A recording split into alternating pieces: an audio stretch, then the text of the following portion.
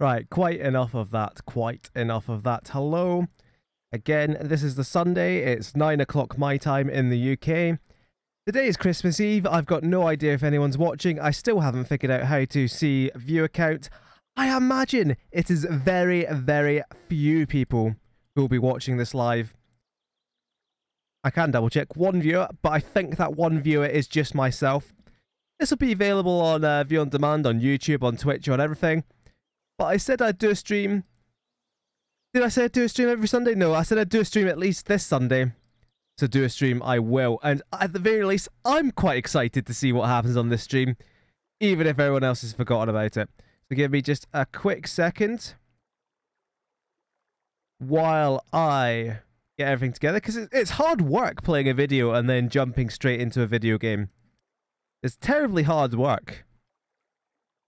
You got to set up background music.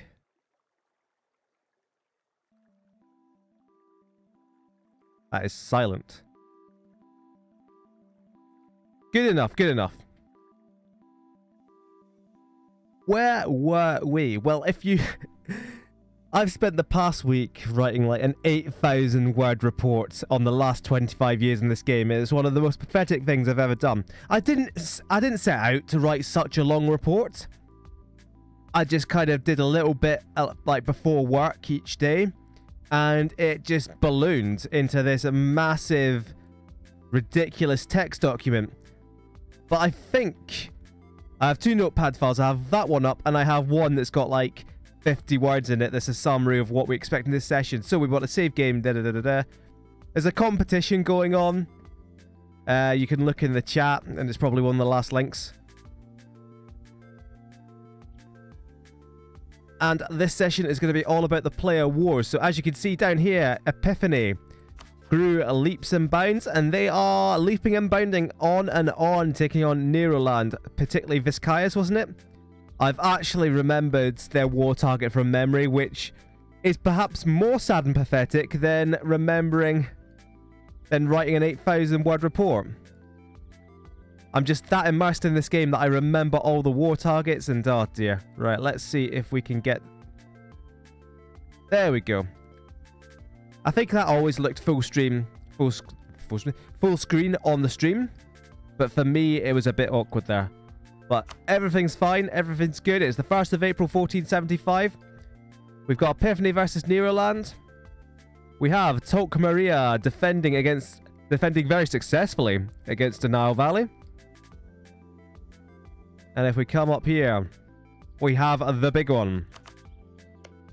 As Lurtzland have declared war on Vikingar and brought in their ally Schwarzwald and Grunhammer against the PRD. So that's an interesting one. We're going to knock it down to speed 2, I think. So we could try and keep an eye on all these wars at once. So that was Patria's army just finishing off the Pyreneos army.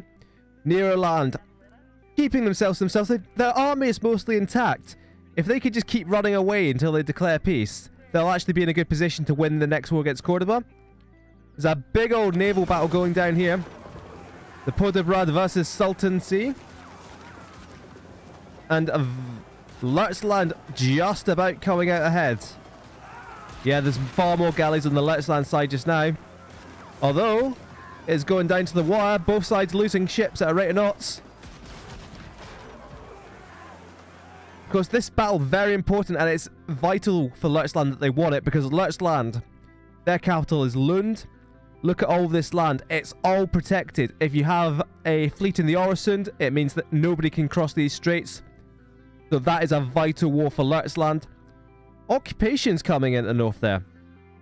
Still nothing down there, so let's go back down here to Denial Valley. There was a Denial Valley army stuck in Enderta, led by Makarios Denial. And there he is, he's gotten out of that trap. And now Denial Valley can consolidate their armies. Although that looks like a retreat there, you can tell. No, you can't, he just looks like he's walking happily back to his capital. Back up here. That was a huge army there. There's Grunhammer. A tiny, like one unit of Schwarzwald artillery, but mostly that's Grunhammer. running away from the PRD army. The PRD is dominating southern Lurtzland. And indeed, Stockholm has fallen. Where are the Lurtz armies? Where actually are the Lurtz armies? There's a battle here in Narke. Desperately trying to be reinforced on both sides. And it looks like the Vikingar armies are going to get there. Or indeed, the Vikingar... They didn't even need the reinforcements. Lurtzland are retreating. So having played a diplomatic blinder, Lurtzland... A bit of a fumble here. They've got their 23k army over there. Ultimately, Lurtzland... They don't have to do much to win this war. Because here comes Schwarzland. Here comes... Schwarzwald. And here comes Grunhammer to crush Vikingar resistance. Neroland actually liberating some of its land, including the war goal. So they're not actually losing by that much war score anymore. If Neroland somehow come back and win this, this would actually be one of the greatest comebacks I've ever seen in an EU4 game. That looks like a defeat there for another Denial army, Tokmaria, led by Dagail Digil. Small wars though, while Denial Valley consolidates its army together. I see at least one person in the chat. Let's turn the chat on. Hey, Lurtz. Oh, hello. What is this down here? Is that... That's a Maltese occupation.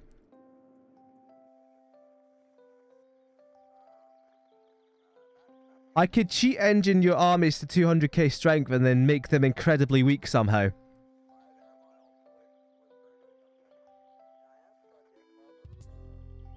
It's like I'll be like a genie that grants your wish in the worst possible way. The Lurtzland is actually getting sieged right down on their mainland holdings. It's not going to matter for much because what matters is what Vikingar want. It's Lurtzland and Vikingar who are the war leaders. So, this is the... If we have a look actually... Trondelag and... Borgashila. That's absolutely not how you pronounce that whatsoever. But they are the sieges that matter here. This is the 28th development capital of Norway. That's a mountain fort. Those are the sieges that matter. And another naval battle down here. And this time the Vikingar army has brought... The Vikingar navy, my apologies. I'm a complete idiot. Have brought forward their oceanic fleet. And that's quite a defeat for Lurtzland. And in fact, if they can get past, if the PRD armies can get past this fort in Lübeck, then the Schwarzwald army there, sieging Kolding, is going to be in trouble because the PRD can bring their whole army against that 13k stack right there. The Epiphany army, look, the 42k army, oh, they've hunted them down. They've hunted them down right into Galicia. It was a comeback, but Solars and Epiphany hunting down the remnants of the Neroland army. They're putting up a good fight. But it's not good enough. And I don't see where that army can even retreat to. It's going to be somewhere around here. And once that army retreats, it's going to be over for Neroland. Only into Galicia. And if Epiphany, or wherever it looks, charges down that army, that is lights out for Neroland. All the way back to Asturias, in fact. But Epiphany will be right beside them. No forts left for Neroland. No forts left for... Oh, there's one fort in Lebourd left for Pyrenees. And that might be where they're retreating to. See the remnants of that almighty push to Paris, leaving a scar on Epiphany's land. Oh, hello. That's a Lurtzland. That's the Lurtzland armies over there. They're just taking the PRD. I don't know what they're doing. I don't know why they're over there rather than taking Vikingar land. But as you can see, Grunhammer, Schwarzwald, Lurtzland, too much for Vikingar and the PRD.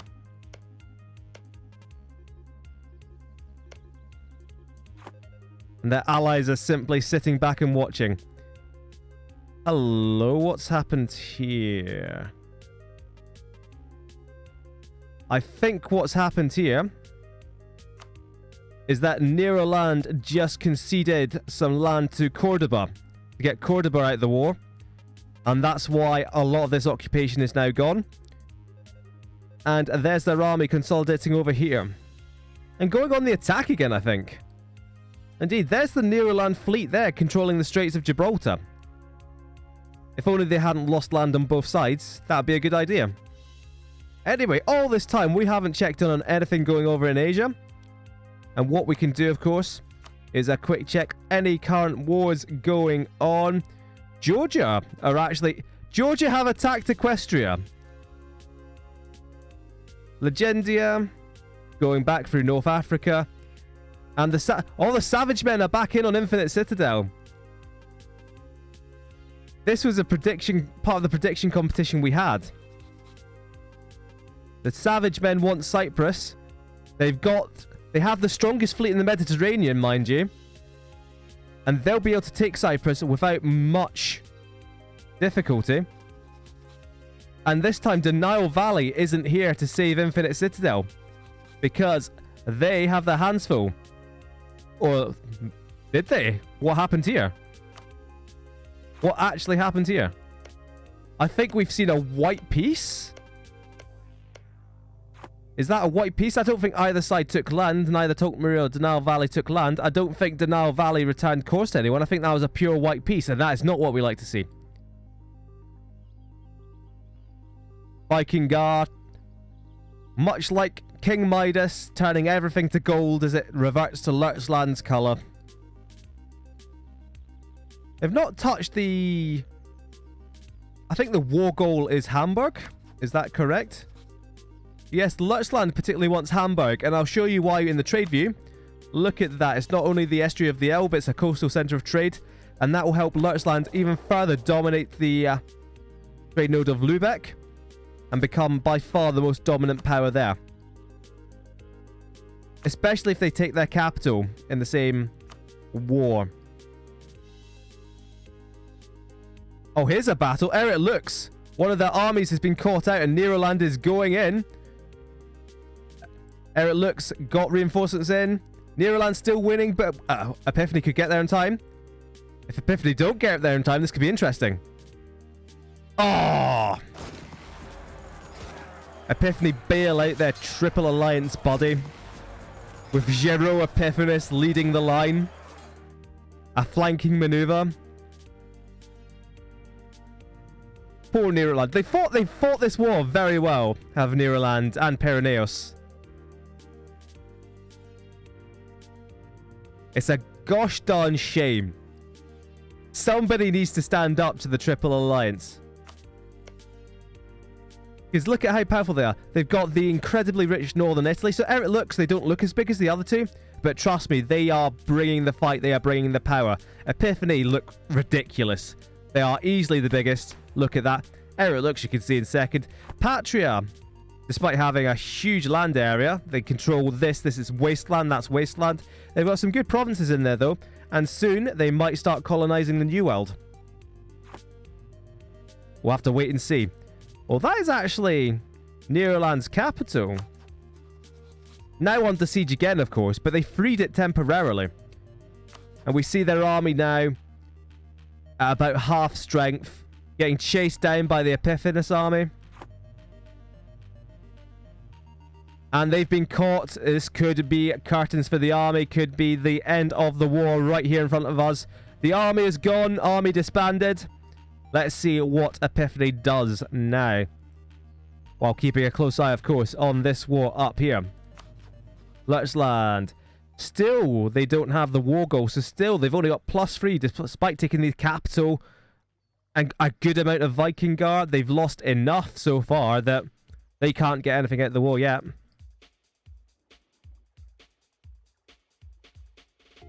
You can see now all these armies are splitting into little bits to make sure the siege goes faster, because they know there's no enemy armies around. They know they're safe.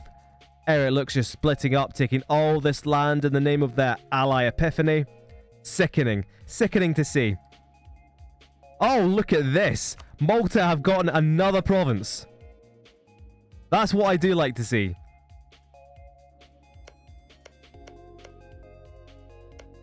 Malta have 50% more development. That's high growth. High growth, low drag.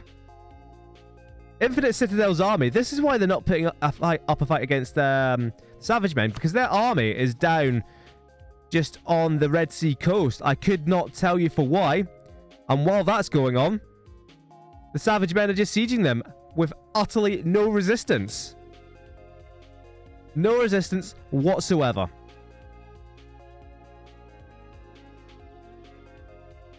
We've got a 35k combined army, 13k. There we are. We see a 1k there. There's a Vikingar army. Let's put the speed back up a bit so we get moving. There's a 21k Vikingar army coming around through Osterstrond, through the PRD. There's a bit of a PRD army there. If they combine their armies, and I mean properly combine their armies, marched it through Nordischreich, where they'll have access, and hit it into this army here, this army there, they'd be able to stop the war goal being taken. Because as you can see, they are sieging down Hamburg, but at minus 43%, it'll be a little while before they actually get through. They need to combine their forces and strike. And having their forces hang around in, you know, northern Russia, not a great idea. The Baltic states more so. Right, so now we see, and I'll quickly pause this, because Epiphany, far from being careful, they have gone 1, 2, 3, 4, 5, 6 provinces from the north of Neroland. Just cut a huge oblong out of the top of Neroland.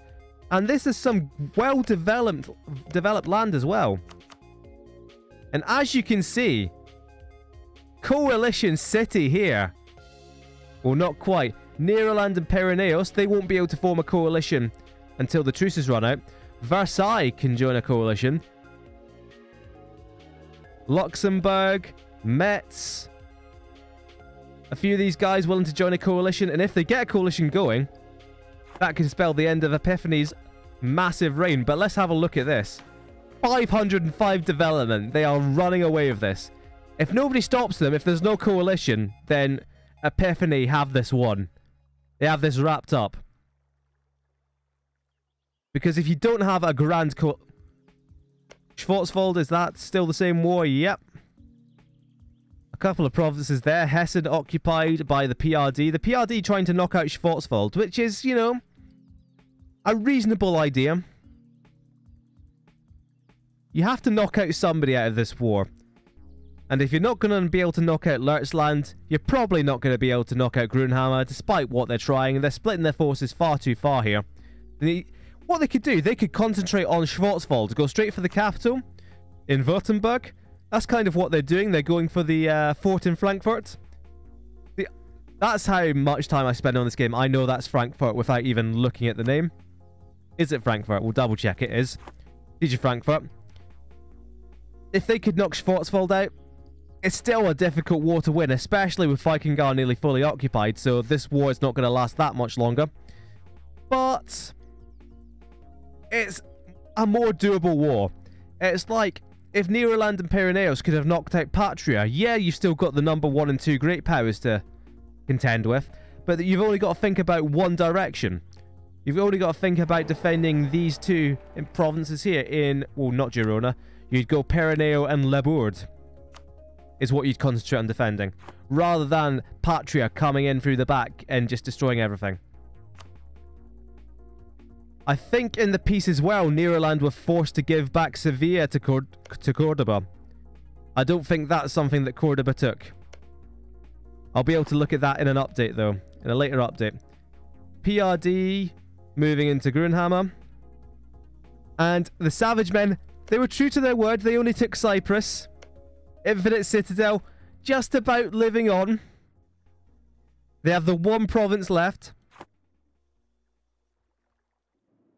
I think they're going to be overtaken by Malta for, you know, Mediterranean island of our hearts.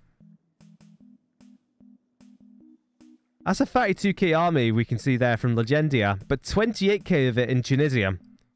So if Eric looks come knocking now, with their 39k army that's just sitting there in northern Italy, Legendia, they're going to be in a whole lot of trouble.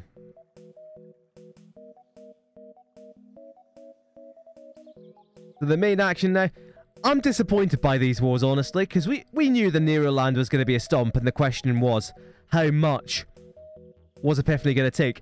The answer was, of course, everything. I'm disappointed by this war particularly. Talk Maria, did they really take nothing? Am I just an idiot? No, they absolutely took nothing there. They could have at least taken these couple of border provinces. And then, if I'm not mistaken, we'll pause just quickly. One of these is a holy site. Is it Axum? Yes. If they'd been able to take that province from Denial and converted it... Oh no, they don't even need to convert it. They just need to own this province. Then Denial would have lost its yearly legitimacy. Which isn't going to kill off Denial Valley. But it's something they could have taken. It's something substantial they could have taken. Tequila have grown a little bit. They've taken a bit from Agadesh in this war. It's just one province. One free development province. But it looks big. It looks ugly and it looks big. Hello. Let's have a quick pause. We might be saying goodbye to QU. Remember, if you read the update, which nobody did, I barely did, and I wrote the damn thing. We said that Geo, as the Emperor of China, losing mandate fast, they have to move fast to gain tributaries, to gain land. And they're doing it. Despite the massive penalties they're taking, if you look at this, they take plus 20% damage by default on any attack. But still, they've just rolled right into QU. Or Chiyu. How would you pronounce it? What's the war for? Chinese hegemony. They just want all this land. And you know what? They're going to take all this land. Because they can. So this is one hell of a power play from Geoia. And there we go. QU stamped back again. At least this time, all their land. They've been left with a nice crescent of land there. What has Geo explicitly taken here? 3 provinces. But big provinces. I like that cloth province particularly. I like cloth as a resource. And QU is now forced to pay tribute to Geoia. So that will help a little bit. But what really won't help, and this is a massive error on behalf of the AI. A massive error on behalf of the AI. They now border Yunlin. So they'll actually be suffering far more from the non-tributaries. 0.25 loss per month from tributaries.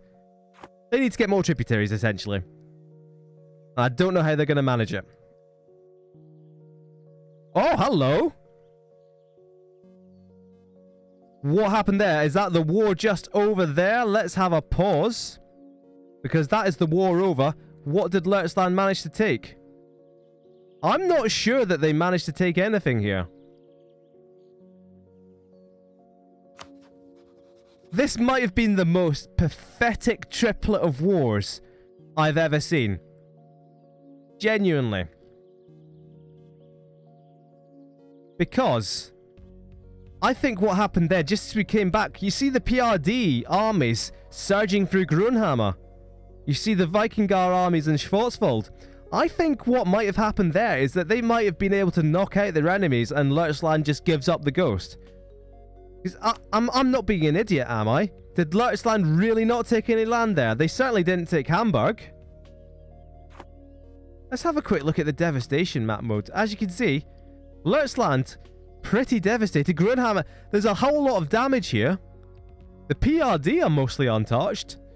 That is an impressive effort by the defenders, but utterly pathetic by the attackers.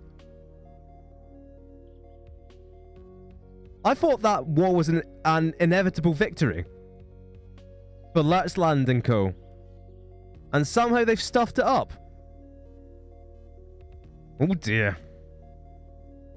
So now we might have peace in the world. I say in the world, we certainly don't have peace in the world. But we may have peace between our custom nations. Of course, we haven't checked out that Georgian war yet.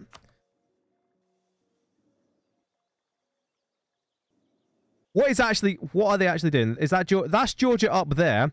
They're taking the land up here. They've got an amazing general in Ashot Lortikipandze. That's a Georgian name. I should never try to pronounce it. They've got a 6k army. Have they only got... Is it a 6k army versus like a 3k army? And it's not... And it is actually the most pathetic war we've seen today. With some heavy competition, this is more pathetic than what we've seen. Grunhammer's army's just running back, beaten.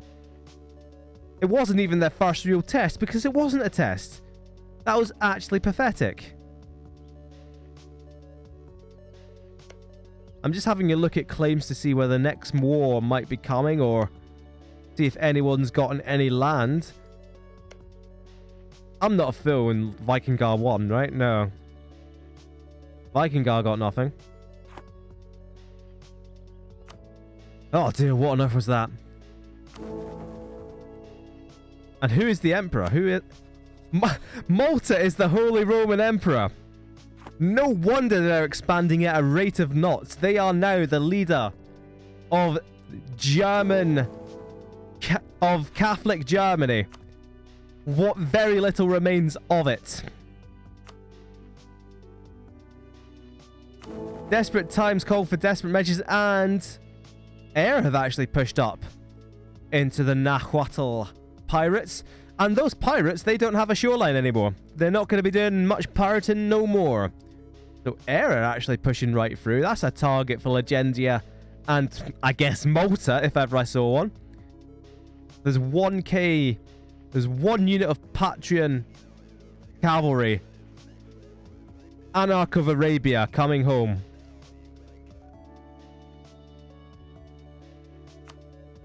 But everything. Let's have a wee check. No coalitions into Epiphanes just yet.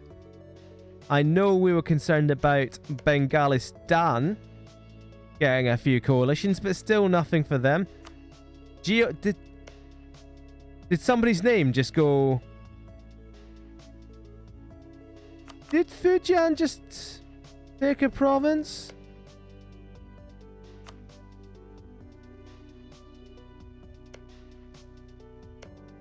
I swear that was Geo's province.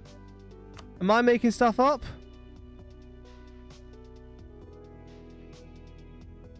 I'm making stuff up. Someone's name changed there and I can't tell who it was. Forgive me, I'm still brand new at this. Commentating, watching EU4, knowing anything about EU4. I'm new to all of this. I don't have 1,000 hours played on my Steam account of EU4. Please don't check it. I'm almost tempted to put it up to speed 4. That's maverick. That's crazy talk, but I might do it. Talk Camuria, are they finally going to make a move here? They've got truces with Kasim and Gambella.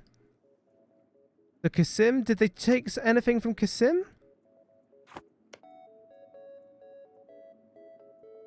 They're guaranteeing Kasim, they're guaranteeing Talk Maria. They're trying to check Denal's expansion, which is a good move. Because they're not going to expand into Urfa. Urfa joined at the hip to Cabus. Yep. Still, just about. And that leaves Talk Maria kind of free to move into Mombasa, which they should definitely do this session. If they have any sense, and they absolutely do not.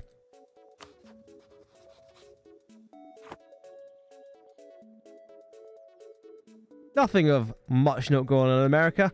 Nothing of much note going on over here. So what I'm going to... Oh, hello, actually. Junlin are at war. They've attacked... Who have they attacked? The answer is everyone. Junlin at war with everyone. Or rather, it wasn't Junlin. It was Junlin's ally in Sichuan. Sichuan, bruv. And they are going for Hami, and that has brought in everyone against Junlin. So that's an awkward one, actually. I didn't consider that Junlin would just throw in their lot with... It's not going to be a suicidal defense, of course, because they will, and they'll more than likely end up winning this. Because let's bear in mind, I thought that this was a no-brainer, that Lurchland had played a blinder.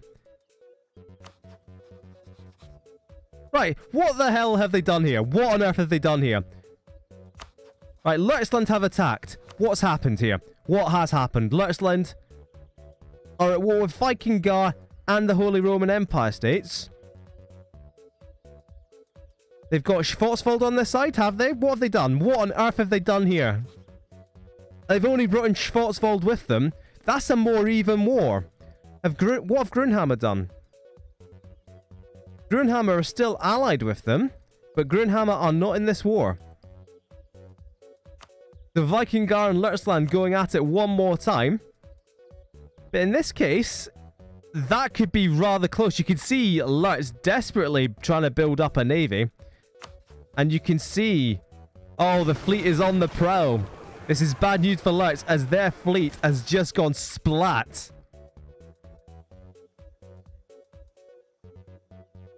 What you have to consider is that what does Lurchland have right now? They have merchants and co-creation cost. Do you want to know what Vikingar has and why I asked this leading question in the first place? They have manpower recovery. They're going to recover from all these wars a lot quicker than Lurchland will. Which is why the first war was such a mistake. Now, they might have struck quickly enough that they still have the advantage here. And Schwarzwald might end up winning the war for them down here. Although, in fact, what is that 17k army doing attacking Hamburg when it should be up here, helping this army not get outnumbered? Because what Vikingar need to do, what they absolutely need to do, and what is going to be so frustrating when they do not do, what they need to do is combine these armies, get 24k, smash it into the sieging stack on their capital, and they'll win. Of course they'll win. They outnumber them 2-1. Go save your capital, you morons. Please. Leave the siege of Elfsborg. It's not worth it. It's for development. It's what? It's 6% war score. Stop your capital from falling. How much war score is your capital? 34%? What are you doing? You actual mental cases.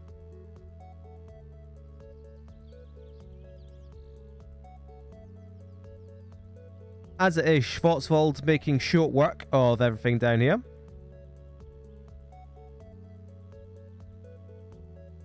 So what's happened here is what? Lurchland had played a blinder, got everyone on their side in a war against Vikingar. They cocked it up, and they panicked, and they've gone to war without their allies this time. Without one of their allies. Without their biggest ally. The sad thing is, they're still going to win. That's the saddest thing about this situation. It's going to work out for them. And that's terrible. But we'll be seeing some movement today. Legendia sticking as the 8th great power as these penalties start mounting up. I think that's Tequila they've knocked out. Oh, the Savage Men are in there as well.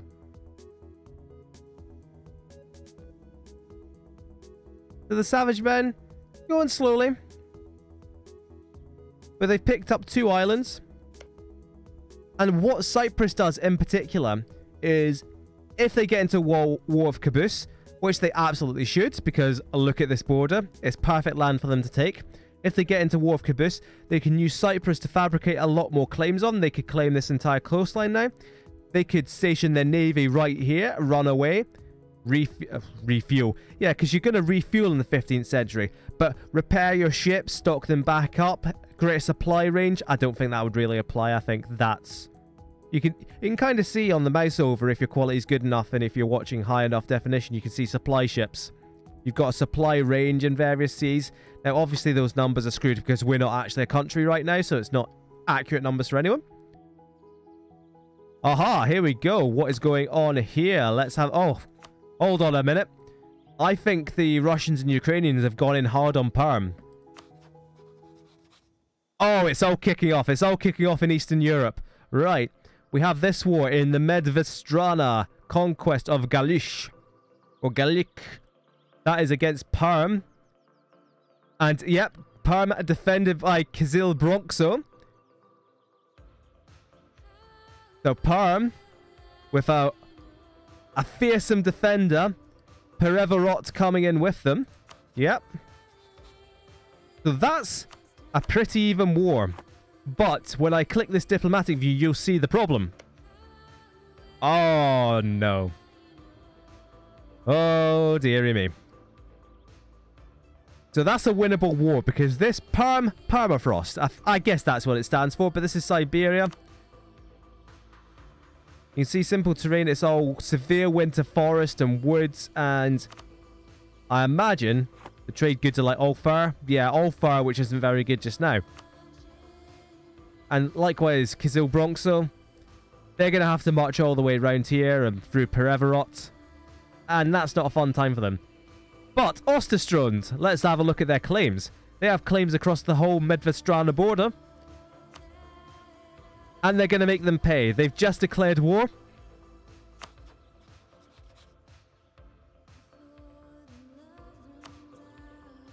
And Medvedstrana are not in with Perevarot. It's just Medvedstrana versus the Nordic bloc here of Nordisk PRD and Osterstrand. And that is perfectly timed from Osterstrand, I'd have to say. At least someone's doing something right. Osterstrand should be able to take this entire border from Medvedstrana. They've already taken Mologa when they took on Minsk, and Minsk should disappear as well. But what's along this border? There is some good land on this border. 13 development is quite good. I mean, 13 development is the only thing in Rizhev. But Moskva is going to be the big one. They want Moskva. Will they be able to get it with this push? I doubt it. Not this early in the game. So what Medvedstrana need to do, they need to declare peace with Perm as soon as possible.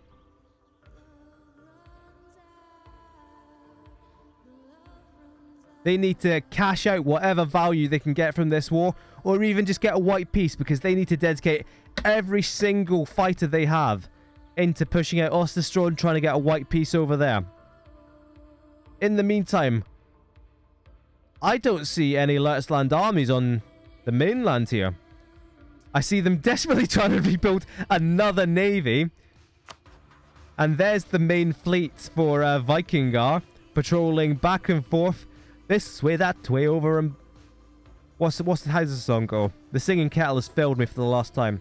This way, that way, forwards and backwards over the Baltic Sea, not the Irish Sea. Anyway, the Hirschfalsvold. Getting sieged by Lüneburg. Now, to be fair, Lurtzland, they declared war against Lüneburg. And they have the province of Lüneburg. So they just about have a positive war goal. Oh, of course, I actually forgot. Oh, right. Here's a mechanic for you if you're unfamiliar with EU4. And this is a brilliant mechanic in this instance. If you attack a member of the Holy Roman Empire in Lüneburg, for example, who gets called to the defense? The Holy Roman Emperor. And they get to call in their own allies. Who's the Holy Roman Emperor? It's Malta. Everyone loves Malta. They want Malta to continue being the emperor. Who's allied with Malta? It's Legendia. Legendia have been called into this war. Where's the Legendia armies? That's why we're paused, because we want to find out.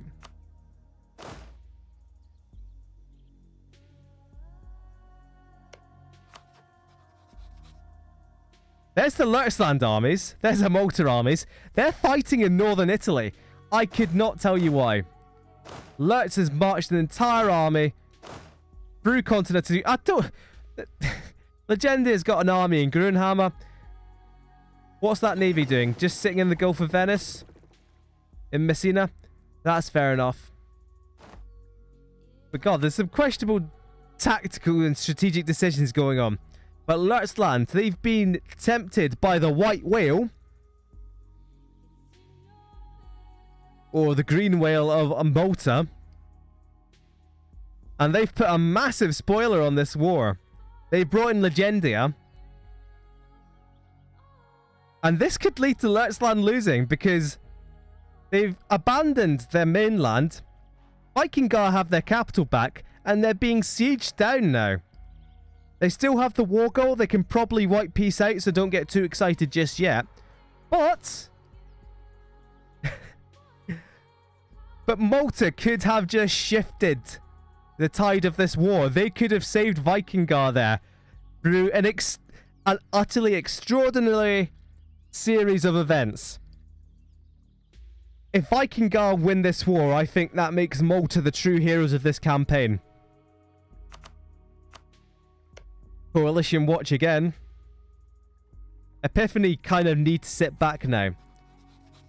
They've got some solid allies. They've got a bunch of land. Look, they've got more than 100 development. They've got over 100 development more than the second greatest power. They can afford to rest on their laurels. Let the memory of their triumphs, just let it wash away over time. Although, honestly, what I can see happening now is Eric Lux seeing an empty Legendia. I could absolutely see Eric Lux pouncing here. Because they've got their armies at home. Legendia is empty. Where are the Legendan armies? They're sieging down Schwarzwald.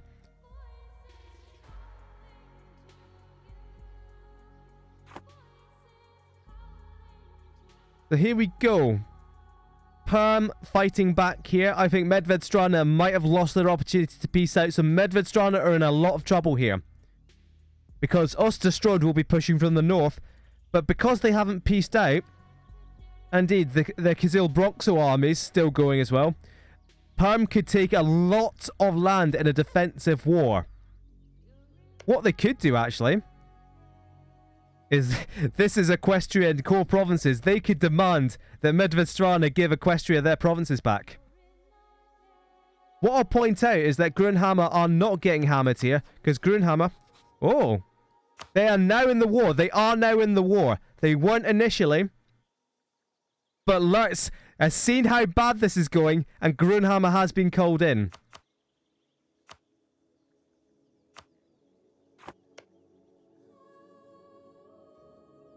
So it's some kind of weird vertical axis alliance we have going on against these three allies. With Grunhammer in, that should mean it should ultimately mean victory for Lurtz this time around. Oof, it's a bit breathless over here. What's going on over here? I hope it's some nice peaceful stuff, like Amaranth getting done in by Australian rebels. The New Pacific Order, they're just fine. Geoia, they've lost nearly all their mandate. They're taking ridiculous punishment whenever they go into battle. Even these Animist Zealots are going to be a problem for them. The Geoia have a lot of land, but they're going to be struggling. Junlin have forced out most of Hami. Or Hami. Ninja Karutsu, they're dead. Oh, hello, Tequila. Tequila have attacked Gorovdesh. They've attacked Gorovdesh with Sinsagar, Samuda, Baroda, and that might be lights out for Gorovdesh. Leak Guy making a comeback. Certainly... Oh, hello. He's trying to make a comeback. But he is actually the defender in this war. And it's a reconquest war as well against Fujian. And as we can see what? If Leak Guy would just consolidate his armies, he could beat these armies back from his actual capital of Nanjing. The thing they can't allow to fall, they're just letting fall.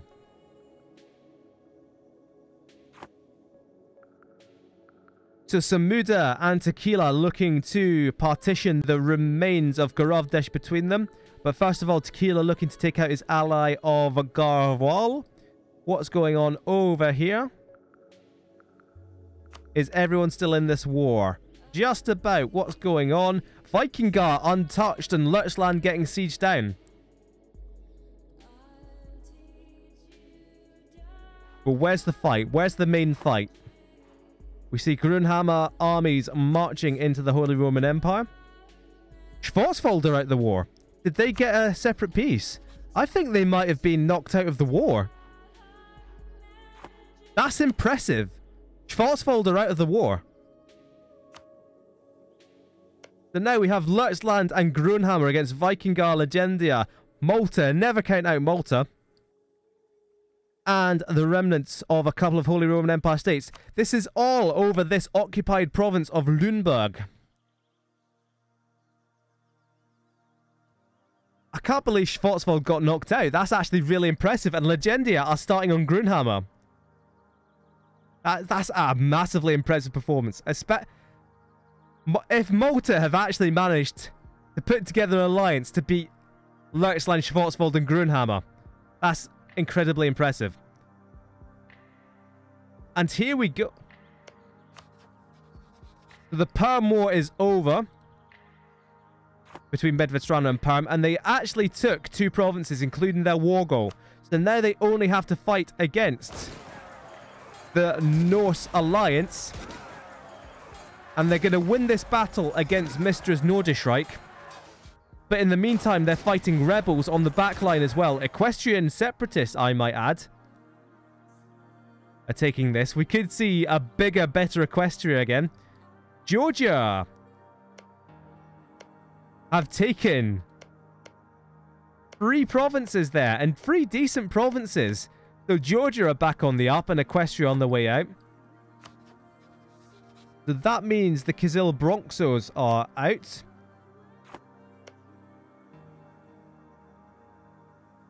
Wait, what? Yes, because they were allied to Perm and that took them out.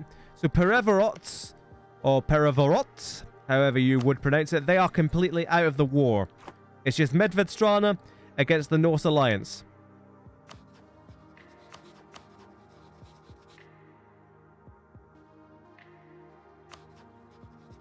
So as you can see, Lurtz has enough war score to wipe peace out of this war. In fact, has he? Oh, Vikingar have been knocked out of the war. That's disappointing. That's very disappointing. Did they buy them off at all? Did they give them any land? I don't think so. That is quite disappointing. Vikingar, I think, should have held in that. If they could have held on, they could have got something out of Lurchland. So what's left? It's what? I'm looking at the complete wrong things. It's Lurchland and Grunhammer against Lüneburg, Malta, and Legendia. It's Legendia left standing against these guys. And here comes a Lurchland army. You see the 32k stack of Legendians, but that's a massive army accrued right beside them there. So there's twists and turns. All that's going to happen is that Lurtz will get Lüneburg. This entire war is just for Lurtz to get Lüneburg, and it will happen eventually. But it could have swung either way. Vikingar staying in there would have changed everything. Because that's why Lurchland's entire army is down here, chasing after Legendias. Although, actually... No, we actually wanted to look at the siege there. This is the siege of Vienna, and Vienna is close to falling. That's the capital of Grunhammer. Grunhammer's armies are in northern Italy. You never know. Legendia might be able to knock out Grunhammer by a decapitation strike on their capital. What I'll point out is that there's nothing especially special about taking a capital. It's not like you take a capital and then knocked out of the war immediately. It's not like that. So when I refer to decapitation strikes like the one on Paris, it's simply getting enough war score because capitals would be worth a bit more. And Vienna has fallen. Whoop, whoop, whoop. Vienna has fallen. Legendia managing what the Ottomans couldn't manage in real life. Hold on, right, let's pause because Grunhammer out of the war, does that mean the war is over? This could actually be amazing. The Legendia have knocked Grunhammer out the war single-handedly, and now all that remains is Lurchland versus Lüneburg, defended by Emperor Malta and their stalwart ally Legendia. This war twists and it turns.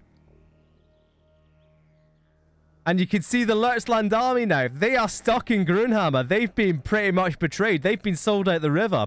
Here comes the Legendian army. And here's the thing. Here's the thing as well, right? Legendia gets nothing out of this.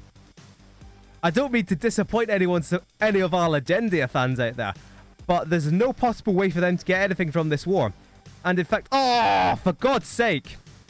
That's the most disappointing thing, right? That is the most disappointing thing. Lüneburg gave in. Legendia didn't give up. Lüneburg gave in. While the Legendian army was right there. While the Legendian army was liberating Lüneburg, they gave up and Lutz has won the war. Let's have a look. Right, let's pause and consider this. Let's have a look at the devastation map mode. Remember how this was all green? This was all green? This was... What on earth is the devastation down there for? But anyway, that was all green as well. This was all green. This is all devastated. All devastated. So King Lutz could get this one province. The saltiest province in Europe. Lüneburg. Is there anything gained by taking Lüneburg? I'm not going to call it absolutely nothing. But am I saying that hundreds of thousands of people died for very incredibly minimal gains? Yes, I am. If that war had been over, for example, Hamburg, like the first war was, then that would have been a good war. Even if you just got Hamburg out of that first war, that would have been a good war. Because that's a very important province. Lüneburg is nothing. I mean, it's your first expansion, so I guess, you know, a round of applause, but jeez, oh. Right. Let's calm it down and have a look at what Medvedstrand are doing. They've got their army consolidated together, a good move. But as you can see, they are completely surrounded here. The Osterstrand army behind them, PRD north, Nordisch Reich west, and indeed the PRD going east now. Are they going on the offensive? That'd be a bold move. Well, we have seen just in this last war that Vienna fell, Grünhammer got knocked out. If this little army of 6.7k, in fact, they've got an army already in Olonets up there, so it wasn't their entire army together. If they could take Neva, we'll have a quick look at the fort view. See, this is actually quite clever from Osterstrand. Neva is their capital, but to get to Neva, you'd have to siege down either Novgorod or Vyborg. There's no way past these forts because you can't just march past a level 2 fort. So there's no possibility of doing what Legendia did, which was, I imagine. What on earth did Legendia do? Right, what Legendia did, and this is dumb, they walked through the Alps, through Switzerland, through Schwarzwald, and through having access through Schwarzwald, they were able to march right into Vienna. That's what they did. Osterstrand, however, no fools. That won't be happening to them. Medvedstrand are getting beaten back, and this will be a major expansion for Osterstrand. God, these truce timers are going down at a rate of knots. 1492 until Epiphanes can move on Pyrenees and Nederland again.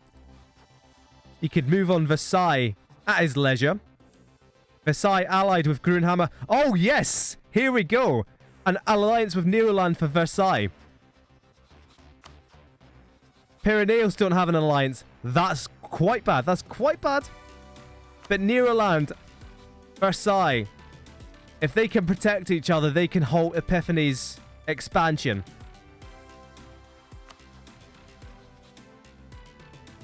All in all, I'm shocked. We're 11 years in to this session. Ashwinder still surviving. Chiyu are actually... Yeah, they're winning this war. If it wasn't for their capital being occupied. But they have a slight numbers advantage now in terms of troops. The Chiyu could win that war. Oh, what is that? What is going on here? Oh, major war. Major war happening here. So this is Bengalistan going on Lana. And they were apparently protected by the new Pacific Order. So this is the MPO going in. Geoia are in on this one as well. Geoia, King, Emperor of China, helping out Bengalistan. And usually, this should be an easy war for Bengalistan and Georgia, because let's look at how big they are. Bengalistan, they'd be the #2 great power if not for not embracing the Renaissance. Georgia, Emperor of China. But because Georgia's troops are so weak right now, they're pretty much nothing, and Bengalistan will have to be carrying this fight. Let's have a quick look. Let's jump in, look at the numbers here. And the numbers, they do favor Georgia and Bengalistan. But look at the casualties already. And I'm quite pleased I'm being proven right. Bengalistan have lost 20k. Champa, their ally, has lost 12k. Georgia has lost 33k troops. More than anyone else in that war at all. Right, let's get Bengalistan before we unpause and ruin everything. And here's the MPO Navy as well. To be fair, this is a geo transport fleet. It's not their main fleet. Do they have a main fleet? Not really. It's a trade fleet and a transport fleet they have.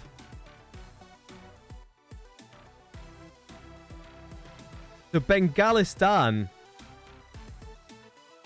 cutting right in here. Oh, hold on. Have I missed? Right, Tequila took 1, 2, 3, 4 more provinces from Garavdesh, and Samuda still got nothing. That's an amazing play from Tequila, but they have massively screwed over their ally there, because long term, when Garavdesh is gone, and that won't take too much longer, when Garavdesh is gone, Samuda will be left between two hugely hungry Indian megastates in Tequila and Bengalistan, and Tequila probably won't maintain that alliance. Arkansas, have you done anything of note? They've got a truce with Arthur. Oh, Arthur have cancelled their alliance with Caboose. Did they lose a war there, actually? Yes, Arkansas fought Arthur and took a couple of provinces. And Caboose betrayed them again. Caboose have betrayed every ally they have. Who do they even have now? Oh, they have Arkansas and Kizil Bronco now. If you keep betraying your allies, you'll eventually run out. Caboose have taken the last 2 provinces from Jordan as well. So they now have a direct land border with Denial. Denial is at war. They've attacked Ethiopia, so they're at war with Tolkien again. They've done the exact same thing again, and the exact same thing is happening. Is Eric Lux in war? That's what we've got to check out. Eric Lux are not at war right now. Any war for Eric Lux, we've got to jump right there, because they'll be right in the middle of things. They've got the Triple Alliance. They could be attacking Grunhammer, Versailles, Legenda. They are going to be the linchpin in any massive war. What is this war going on over here? It's a Holy Roman Empire internal war, nothing to be concerned about. What? Tolk Maria, though, that's something to be concerned about. They are sieging down Alexandria. That's impressive range. How have they managed to get to Alexandria? They'd have to go past Cairo. Did they go, like, right up the Red Sea? Who knows? Who knows? The Denial, again, has overextended. Oh, speaking of overextension, actually, Tolk Maria's armies have gotten beaten back. And as you'll see, pretty much in EU4, it's if you can gather enough of your armies together to just smash them into an isolated part of your enemy, you're going to win. So Alexandria has fallen, which cuts off that 2k stack. But Tolk Maria, that army is going to get mown down in a sec. Right, Lurtzland has calmed down. I'll calm down a bit. Medvedstrana are out of this war. And they did indeed lose that entire border directly to Osterstrand. Let's have a look at this. Osterstrand up to the 4th great power slot. Just behind Grunhammer. That's impressive. What do they actually gain from that?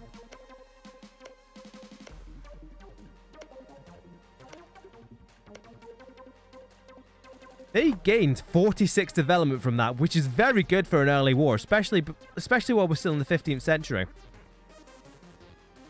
Here we go. There's that isolated army picking off 2k of Denial's troops.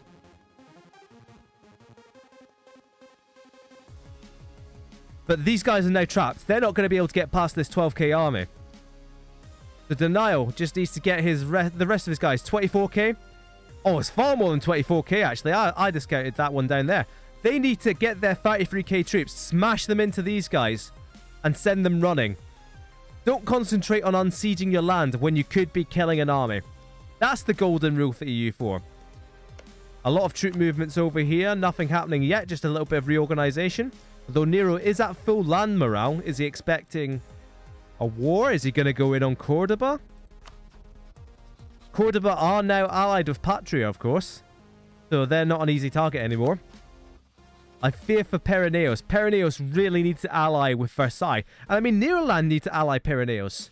Because if they just cede this land to Epiphany and give them, you know, a big continuous block of French and Spanish land, that's going to hurt them in the long run, isn't it? It's going to be horrendous for them in the long run. I do fear for the state of borders over here, actually. Because Gioia's borders, they're already horrendous. They're just snaking on both sides. Look at this province. Why is he taking this province? It's a trash province. It's a 4-development jungle that produces tropical wood. And it looks terrible. And Bengalistan, they didn't start off well because they started with this coastline. But at least it's coastline with a nice straight, orderly bordered line there. But now look at what they're taking. They've taken Chiang Mai. They've taken Phong Duc. And oh, look at this. This is disappointing. Although... Is that... Nah, it was from Lana. I thought they'd taken something from MPO there. Like drawn first blood. But Bengalistan opening up their border with the MPO. Did Gioia get anything from that war? I don't think so. It's difficult to tell with the Emperor of China because obviously they get claims over the entirety of China, which is what all these lines are. Oh, right, it's breathless stuff. What's going on in Georgia? Artha are going after Georgia again. Do they have anyone to help them? Nope, it's just a one-on-one fight. But that's a fight that Artha should win. Although the armies are pretty similar size. Again, depends who's going to siege down Yerevan first or if they're going to siege down Lomzia. What he needs to do, march that 11k stack right into that army and you'll wipe them because he's a 3-star general.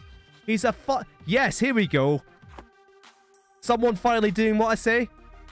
I hope he kills him. Here we go. Go on, Devlin Caster. Your survival depends on this war. Look at them. Demolishing them completely. And he's got more reinforcements coming. He needs to chase down those 2.2k. Ignore this guy over here. At 2.2k, they've already taken Yerevan. They can chase down anyone. Apart from if this guy runs down to Urmia. But, you know, it would be a bit awkward. We're going to cut away before he runs to Urmia and proves me wrong. Caboose. Caboose have expanded quite quietly because they kept expanding. I've never seen it. Interestingly, oh, Epiphany's armies are down here. Oh, Epiphany at war. London are on the move. Oh, here we go. That's why Epiphany's armies were down there, because it's London going for Gelra, which is up here. This is London. They want Gelra. That's Cold and Malta, and Legendia have answered the call again. So this time, it's a bit of a tougher ask. Because it's Legendia versus London and Epiphany. And Epiphany, we'll see as well. They have the manpower to go around. Although, oh no, that's just a regency. I was thinking, oh, that's a bit of a rubbish rule. And what happened to the Epiphanes dynasty? There's the next heir of the Epiphanes dynasty, Gero Epiphanes. He had an amazing run. He didn't just have a good run. He didn't have just a long, well-lived life. He had an amazing run. And hopefully Simon Epiphanes will live up to his father's legacy. A 4-3-4, pretty good. I'm curious as to tech level. So Epiphanes, sensible, military level 8. London only 7. Legende are only 7. That's poor. Eric looks surprisingly only 7. Grunhammer falling behind. And as we get close, we get further and further away. Oh, Pereverot now. All the Savage Men are going in.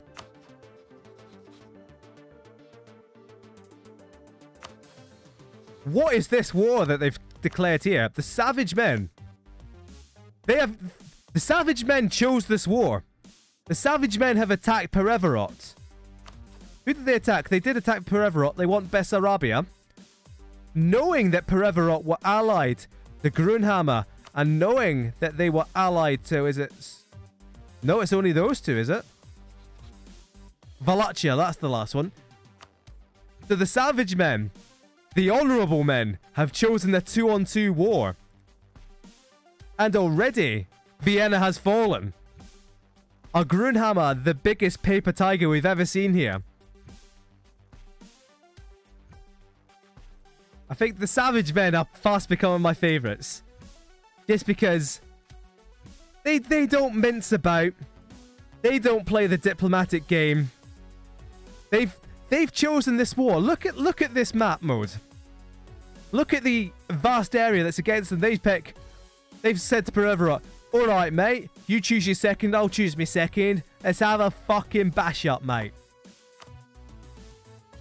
You wanna fucking go? Come and have a go if you think you're hard enough. I'd done so well with not swearing throughout this stream. It wasn't necessarily deliberate, but I wanted to avoid it, and then I've just done a Cockney accent, and it just... Well, it wasn't a Cockney accent, it's a Londoner accent, and it's just come straight out. It's unavoidable. So Grunhammer, far from being the puppet master, they are the puppeted. They are being drawn into every single one. There's the PRD. A big old battle going on here. The PRD reinforcements getting in just in time, but Wallachia going for it as well. But they didn't get there in time. And indeed, Wallachia now getting beaten down. Oh, Pereverot, they were there. Pereverot could have saved this war, but they were concentrating on sieging down Warsaw. That's a major battle they've lost, and now they're outnumbered. That's a horrendous decision by Pereverot. They've just left their allied army out to dry. And correspondingly, Grunhammer, they could be on their way out of this war.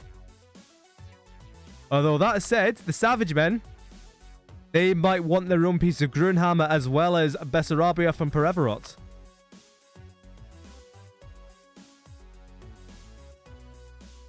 So Grunhammer looked like they were in such a good position. Look at their list of allies they still have. Versailles, Leutzland, Pereverot, Alsace.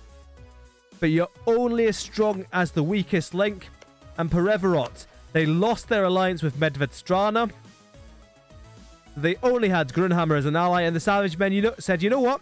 I reckon we can take yous. While Ashwinder just sits here bemused. How am I still alive? Are they allied with anyone? Nope. They have no relations with anyone whatsoever. Yet they're still alive. Imagine if the Savage Men chose to give the land that Grunhammer took from Ashwinder back to them in this war. Like, that's their price. I'd enjoy that. As a Kimichi myself, I would like to see Ban Doyum Kimichi back on the map. Meanwhile, this London war... Again, London. Not doing too well.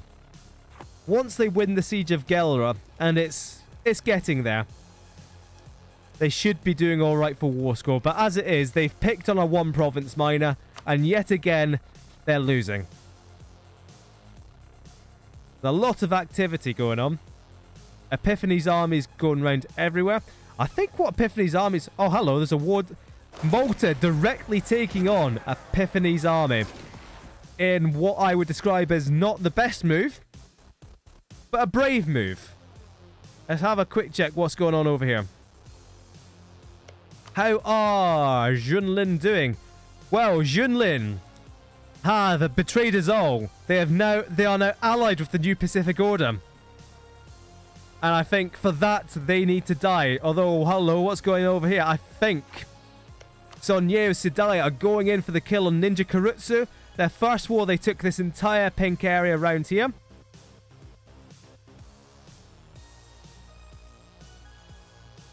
Including the capital, actually.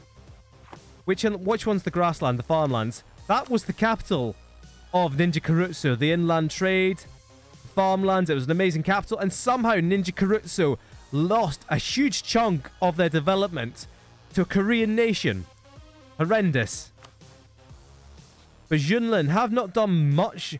They got drawn into a war with the ally in Sichuan, which they eventually won, I guess. And that's what these truces all are. They still have them as an ally against... Oh, hello! Chiyu are back on the map with a vengeance because Fujiang, they went in for the kill. But when you aim at King Zhangjiang Cao, you best not miss. I noticed the Leak Guy dynasty completely gone, which is good because they had literally the worst queen you could possibly get. And they are now suddenly in a better position than when they started. Look at this. It would be a bit much to find them on the Great Power Board at this point, but you know, we can always dream. Caboose finally coming in for the kill on Georgia. And Grunhammer fighting back here against the Savage Men. They've consolidated their armies. They're just about to take back Vienna.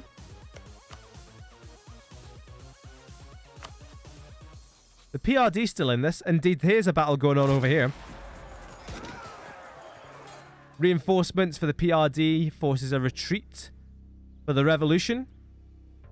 What are these armies doing over here? What actually are the armies doing over there? I genuinely can't tell.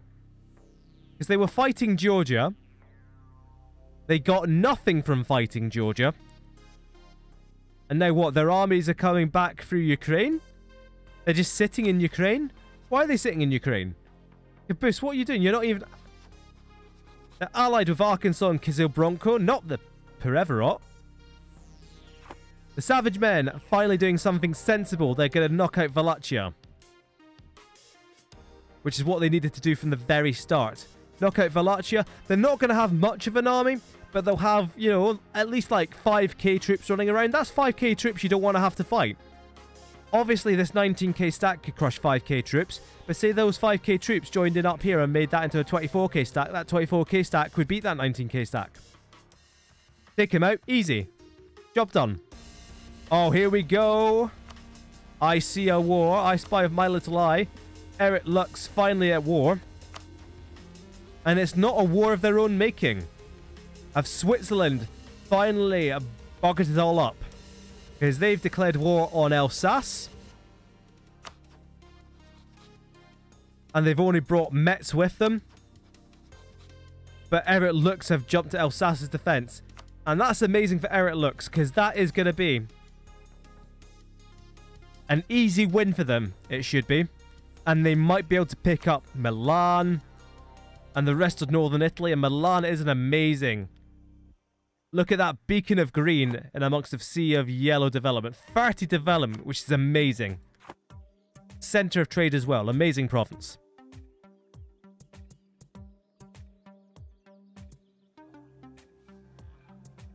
Archon, if you're listening, while you have allied with the New Pacific Order, you've not been knocked out of any wars, you've not betrayed any allies, and your capital hasn't fallen about 5 times in the space of about 20 years. So, if I was to compare these two nations, I would say Yunlin doing a bit better than Grunhammer. At the moment. However, if you guys are listening, there's a competition on. They've taken Vienna back this time. This time they haven't just folded like a pack of cards. A pack of cards, a tower of cards, a card pirate. What is the actual turn of phrase there? That's an embarrassing question to ask. Forget I ever asked it. I'll look it up after I finish.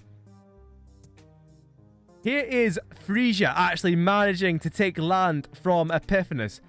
This is how badly the London War is going. Although if we checked it... No, they're not even taking Legendia. What are they doing? Frisia have managed to take Rioja, I fucked that one up. Rioja. Probably. I'd say Rioja. If you're pronouncing it Spanishly. Although you pronounce it Frenchly now. That it belongs to a French nation. Hello? No, that's still Pereverot. I got excited there. I saw some occupations in there and I couldn't tell what colour they were because the brown doesn't look very good on the dark red. I was like, oh, what's happened here? It's just the exact same moor, you moron. Have Equestria gotten this back? Or am I an idiot? I think I'm an idiot. I think it's wishful thinking that Equestria are on the comeback trail. Perm, despite losing a couple of provinces there, they're still huge.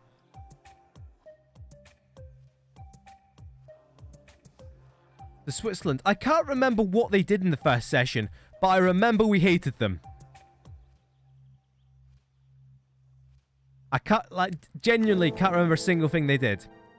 I love how uniform this is. Everyone's backing Malta. It's like, yeah, this guy actually defends us.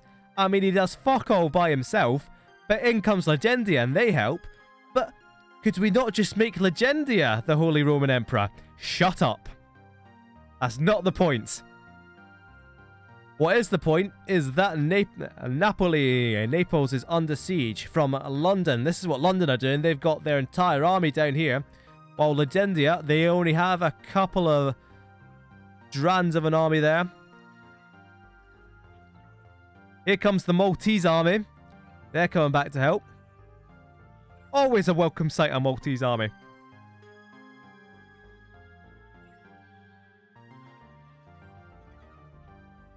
I think this is what's ultimately going to happen here is because it's going to be the same as the Lurtz War against Lüneburg. Eventually, Gelre will give in. No matter what's happening with the war at large, London will get Gelre and we'll all be disappointed. So I'm just preparing you for that disappointment just now. And no matter how this fight goes, no matter if Malta somehow defeats London here, I've got no idea how they could. But if that happens, you know, it's still going to be a losing proposition. This is the real war. This is the savage men with the PRD. The PRD rebuilding an army there. I think there's a stack wipe that's happened here. Although they have been knocked out of the war, have they? Oh dear. The PRD have given up the ghost and now it's just the savage men versus Grunhammer and Pereverot. And it's not looking good.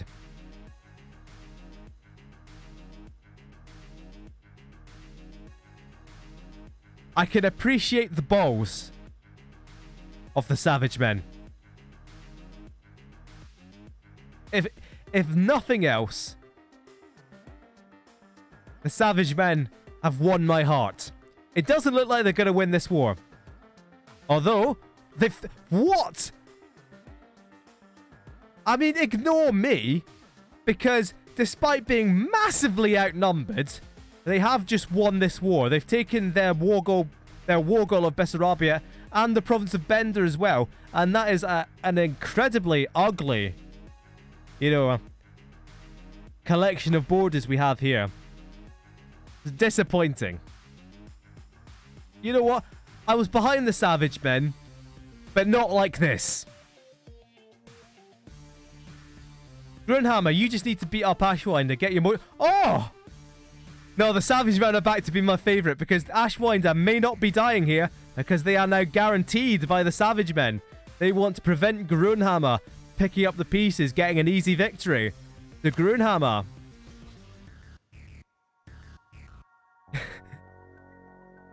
Grunhammer, a bit of a paper tiger, it seems. Although I don't see why, because their infantry combat ability is now very good. What have the savage men taken? Oh, yes, the savage men have taken quantity ideas. We'll soon be seeing a lot more savage men out and about in Greece and the Balkans. There's a major battle going on here between people we don't really care about and Eric Lux. Eric Lux actually lost that. Oh, is Denny going in? Denny has attacked one of these states around here and he's finally, Schwarzwald, gonna have a little bit of expansion here. That's nice to see.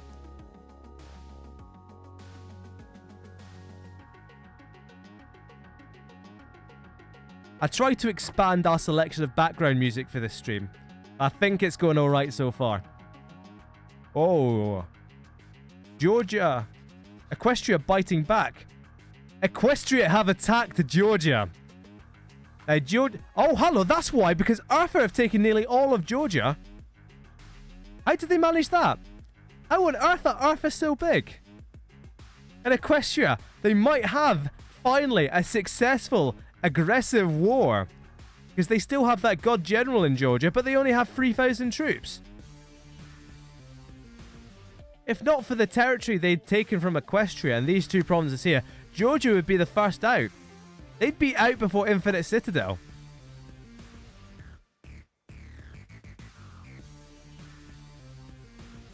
I was really confident that Ashwinder would be gone by now, and that was my pick in the competition guessing.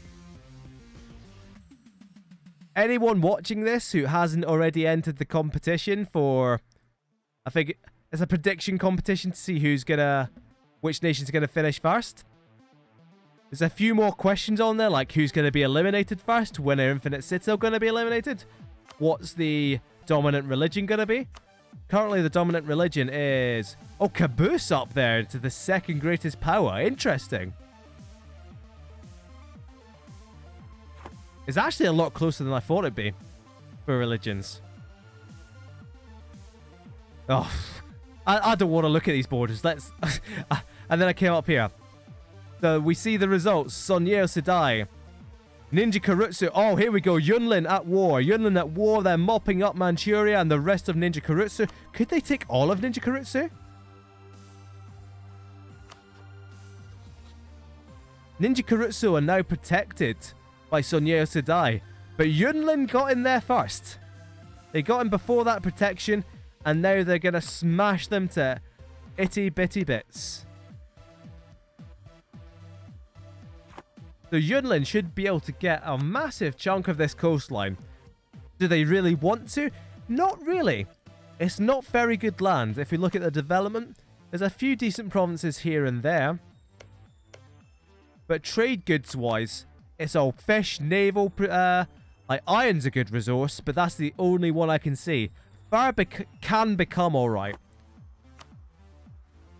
But in any case, at the very least, I suppose you want this land because you don't want anyone else to have that land. And that's a principle I can get behind. A little tribal war going on in Siberia. Not very much our concern.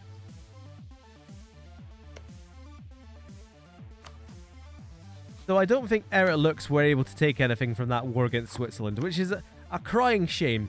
Because once Eric Lux take these three provinces, I think the borders will look a lot neater. And they'll be able to defend Milan in this like tiny pass between the Alps, because that's a wasteland there, that's a wasteland there. There's only one pass between the Alps. Not that I want Eric Lux to get it because I support Eric Lux. I just think it would look cooler. Unlike this. Well, this isn't too bad. At least they've taken, you know, a nice kind of rectangle out of Spain. Patria still haven't made... Oh, Patria have made some moves, actually. Quietly, while not looking, they have taken... They are moving into Western Africa. They've taken this from Dende. Is it just Dende they went to war with? Dende and Sa and Timbuktu. The Patria even making moves. Is there anyone who hasn't been... Yes, of course there is. Although... Hello?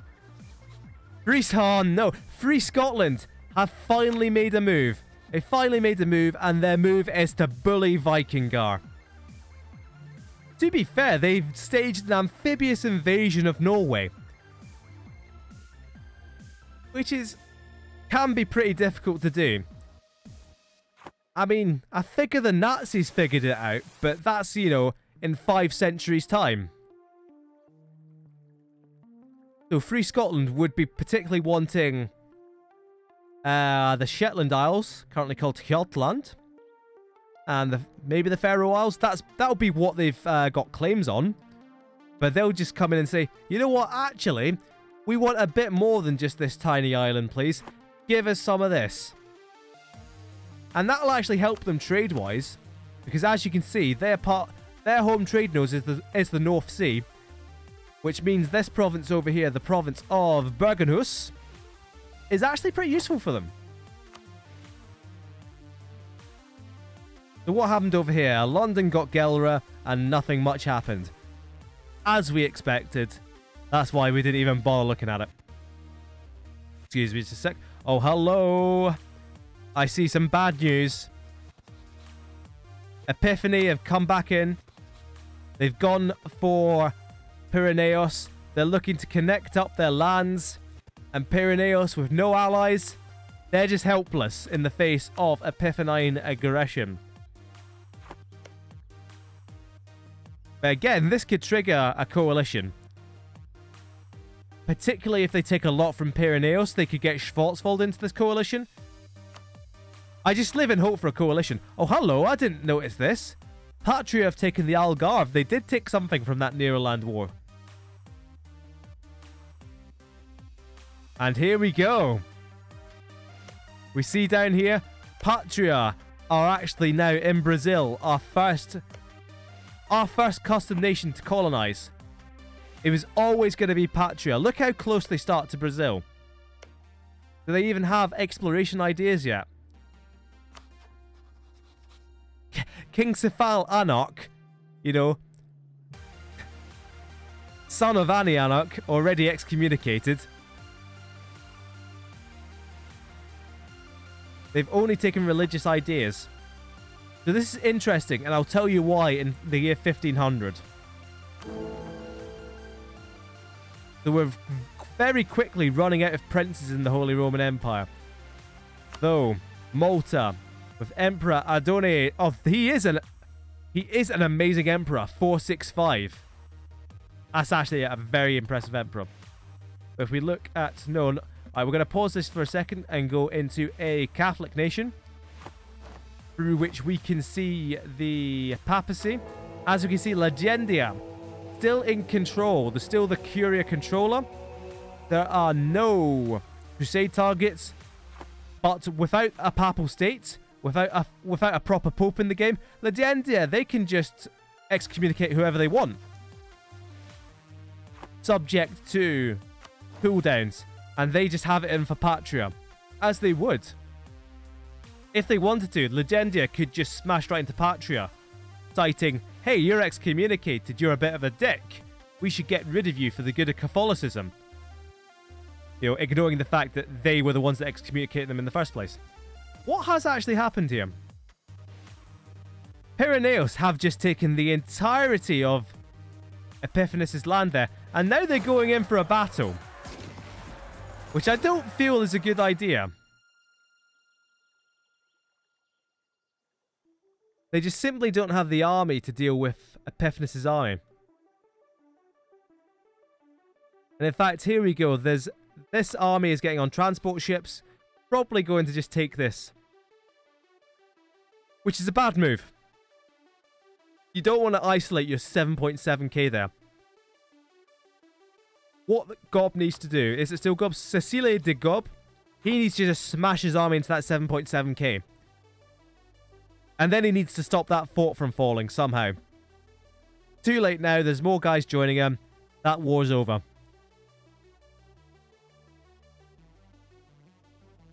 Oh, hello. Lutzeland, are they finally coming in? Lutzeland have attacked. They've brought Schwarzwald with them, and this time Vikingar do not have the allies. Vikingar have been abandoned by their allies in the face of Free Scotland, and Lutzeland rubbing their hands together. They're finally like, yes, finally someone's doing something about this situation. Free Scotland, it's disappointing that they only took, I think, these two islands. Have a quick check around. Yep. I mean, from here they could jump to Iceland if they really wanted to, and nobody would protect Iceland. Surely nobody would protect Iceland. But Lutzeland are finally getting what they want. Did they ever want a one-on-one? They're not getting a one-on-one anyway. They've got friends in with them. Even now, Vikingar, allyless and alone. They still bring in Schwarzwald. Disappointing. a Schwarzwald who have taken Pfalz, which is a good pickup. You get a lot of rich provinces around here, and Pfalz is certainly one of them.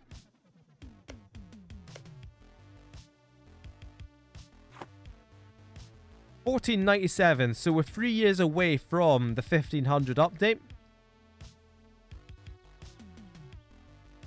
We'll take a save game there. Burkina Faso growing. So what's going to be interesting is Patria, they can keep expanding down here. Especially because, look at the technology difference between Patria and these nations down here. The military technology, nowhere near enough to resist Patria. Patria can cut through these armies like a hot knife through butter. And what you have down here is a whole lot of gold. They get the gold, they get a lot richer. That'll be why the Nile Valley is going after Ethiopia so often and so stupidly. As you see, the rest of the gold spread out pretty well. I'm surprised nobody's gone for that from Bashkiria yet. Same with Baroda. Gioia have gone in. They've got their own gold. And incidentally, all this is just potential for gold to be in colonized provinces. This doesn't mean that Brazil and South Africa are made of gold. Potentially made of gold, but unlikely. The Pyrenees have been broken. The fort in Labourd is down. And it's a matter of time before the Epiphanes armies turn around and just smash them to bits. A crying shame. Oh, the Equestrian tribes are back. Equestria actually managed to take back those 3 provinces from Georgia. So Georgia could be the first ones eliminated here. They don't have any allies. They're desperately appealing to the Savage Men to help bail them out. And still just King Devlin Castor. Oh, that's sad. King Devlin Castor at the age of 72 has seen his empire crumble around him. Real calm and collected, but that's not enough to save his enemy. To save his country being beset by enemies on all sides. And it could be Georgia, the first to be eliminated. If Pereira want to turn around and take these 2 tiny provinces right on their border, it's over for them. Who has claims here, actually? Does anyone have claims? Nobody has claims yet. God, look at the claims of Equestria. Jesus Christ. Medvedstrana. Used to look so cool. Like a big purple diamond in the sky, like just below Siberia. And now they're just all lumpy and misshapen. The PRD looking alright. Minsk is gone, but that's a pretty neat border. It'd be far neater if they had their border here, though. I think Ossetstron need to give up, you know. Just these 3 provinces. Just that decent amount of development to make slightly neater borders. I'll tell you, admittedly, what would make for a neat border is Leutsland swallowing up Vikingar. Pyreneos getting beaten back by Epiphany. It's a shame, but it had to happen. Is this Denial going in again? Denial is trying again and again. He's getting beaten back. This is actually pathetic. Potentially the most pathetic series of wars we've ever seen. Well, it is the most pathetic series of wars we've ever seen, but that I personally have ever seen. Denial is... This is his 3rd try, and it's not 3rd time lucky. He's done the exact same thing each of the 3 times. He's gotten beaten back, and Tolkien's just accepted a white piece. Why does he accept the white piece? Infinite Citadel army is still sitting there. Well, they've got 2k back on their homeland now. Oh, hello. Separatists are trying to convert Cyprus back to being Infinite Citadel, so Savage Men have to do something about that. Meanwhile, Arkansas. Arkansas are quietly building themselves up. Leutsland up to 363 because they have taken a massive chunk of Vikingar, including Hamburg, including these provinces round here, which connects them all up, including, the capital, the 29 development capital. They've taken a huge chunk out of Vikingar, and Leutsland are in the ascendancy. How much did they take? Is that going to provoke a coalition at all? Because it looked like they took quite a lot. And indeed, Nordisch Reich aren't happy. But it's only really a Nordisch Reich they have to worry about there. So it's very well done by Leutsland as it stands right now. Still allied with Grunhammer and Schwarzwald. And Schwarzwaldian crusade against Trier is going down right now. So that shouldn't be too difficult for them, I would imagine. There we go. Denny is taking on someone his own size. Two province miners there. Did Malta defend them? I hope not. Because that's a war you can't really win. They are still the emperor, of course. But Malta did not come in and help just them. I'd love to see Malta get more allies. Like, I don't know who they'd be able to pick up, though.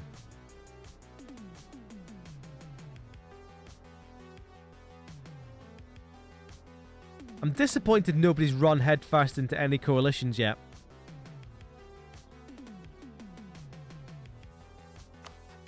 Grunhammer remained static this entire session. What's going to be quite embarrassing is if we look at the province history for Vienna.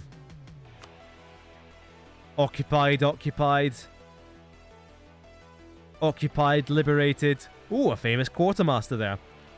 Finally, something not a complete embarrassment. So Yunlin have taken another big bite out of Ninja Karutsu. They're suffering quite a few rebels, but they have the army to deal with them. But what is their army actually doing out there? They are at war. They've gone in with their ally in Sichuan against Hami again. And this time it's a far more manageable war for them.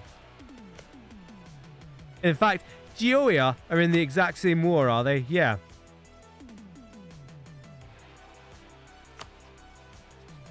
Or maybe they're in a different war. Yeah, so masses of wars going on against this one tiny Mongolian desert state. How are Garavdesh doing? They're allied with Garwal. That won't save them. Anything else that will help them out? They're desperately trying to appeal to Bengalistan. But these truces are expiring. And very shortly, I think we might be saying goodbye to Garavdesh. Because I imagine each of these three Indian states has claims on them. Although Tequila don't yet. Samuda certainly do, but Samuda have had claims on them since 50 years ago. And Bengalistan don't. But then at this point, Samuda could just take them on in a one-on-one war. Pyrenees is still dead. Vikingar, oh no, shamed. Shamed, why? Oh, this is pathetic. It's not even a one-on-one war either. Osterstrand have brought in Nordisch Reich. Oh, shamed, you've fallen so far. I thought you were supposed to be the tolerant one, the innovative one. The one who brought multiculturalism and acceptance to Finland. And now look at you. You're jumping on. You're beating a dead horse. This land... Look at how bright red that land is. There's nothing good there. Moreover, it's going to soon be winter and you guys are just going to die to attrition. What is this war even for? For Inari, so that's like this one. They want this. Look at this. A barren forest where there's a couple of squirrels in the Arctic Circle. Yeah, a mild winter, I'm sure.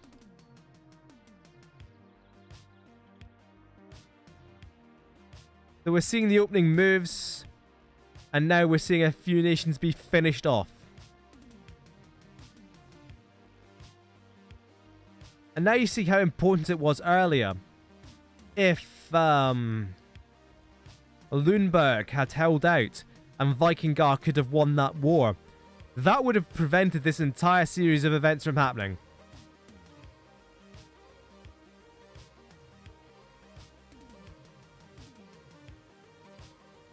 Patria continue to expand their holdings in the New World. We'll see Patria in Brazil pretty soon, I'm sure. Few separatists going around. But broadly, the world seems at peace. Apart from, you know, this shameful display up here. The shameful display. So what we're doing is we're pausing on the 1st of March to take a save game.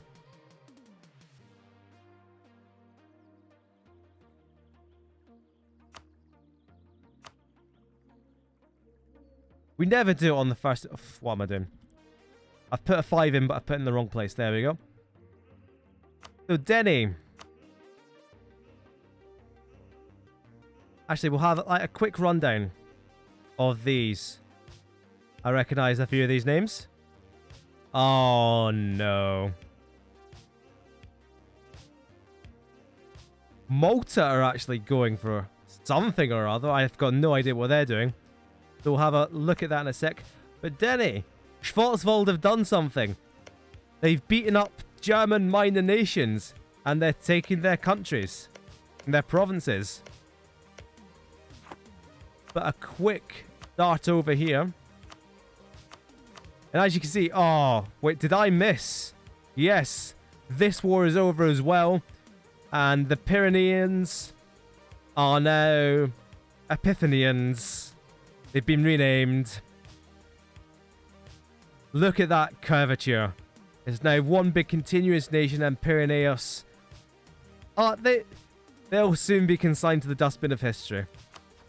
If they're not going to ally Pyrenees, and they shouldn't do it now, Netherlands and Versailles just need to partition Pyrenees between them. Have any hope of taking on Epiphany. What we'll have another quick look at is coalitions now. Obviously, Pyrenees hit them. Netherlands, Versailles, not quite. Epiphany have played this perfectly.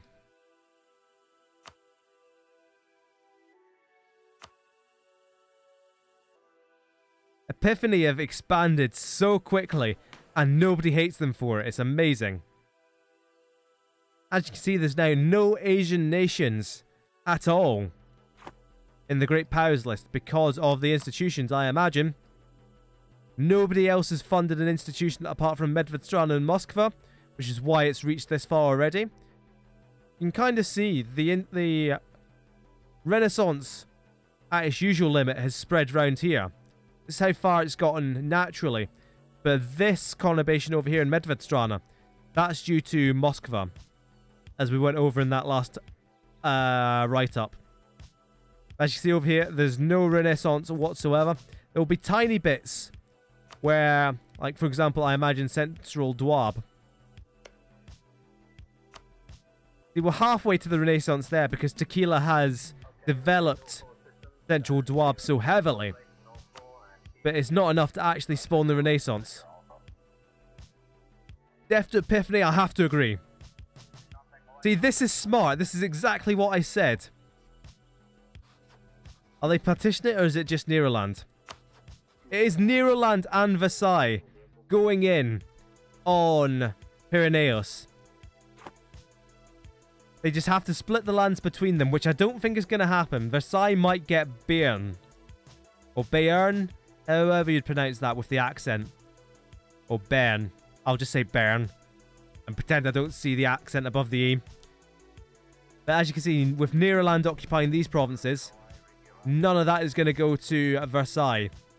It's a crying shame. Pyrenees will probably live on for a long time because, look, they have the Balearic Islands. And nobody's going to bother about them. Well, that's what I said. And then the Savage Men have gone after Infinite Citadel.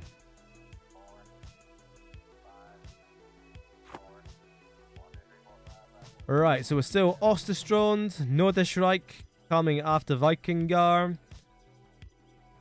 This war will soon be over. Look, 50 war score already.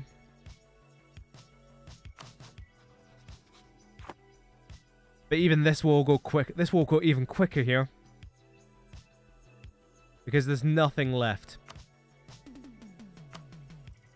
Barely a fort. There's just one fort in Valencia that they can just waltz right on past. Everything else has already fallen apart from the capital of Tarragona. Could they be eliminated in this war? No, because as you see, the total war cost for all Pyrenean provinces is 133%. If that was under 100, then they could be eliminated in a single war. This is why I thought Ashwinder would be the next to go. If you look at their combined war score, 69%. Nice. Anyone could take that in a single war, pretty much. That's why I expected Grunhammer to come in and just mop up Ashwinder, but if you missed it earlier on, Ashwinder now protected by the Savage Men. So, we've got a war here for Malta. And I think they might have gotten a bit ambitious. What is going on down here? This is where the Legendian armies are. They are in the heart of Africa, fighting Malta's war for them. And this isn't even the land they can take. They're just trying to knock Dende out of the war, because they're at war against Dende, Jolof, and Air. And I know Jolof are going to be this one over here, yep. And they're already at war with Burkina Faso. So if Malta win this war, they'll be taking like at least 3 more provinces there, I imagine. And that is seriously impressive. But hello, the Middle East is a mess. And I thought that was Denial Valley there, but it's actually what is going on here? Who are Masira, first of all?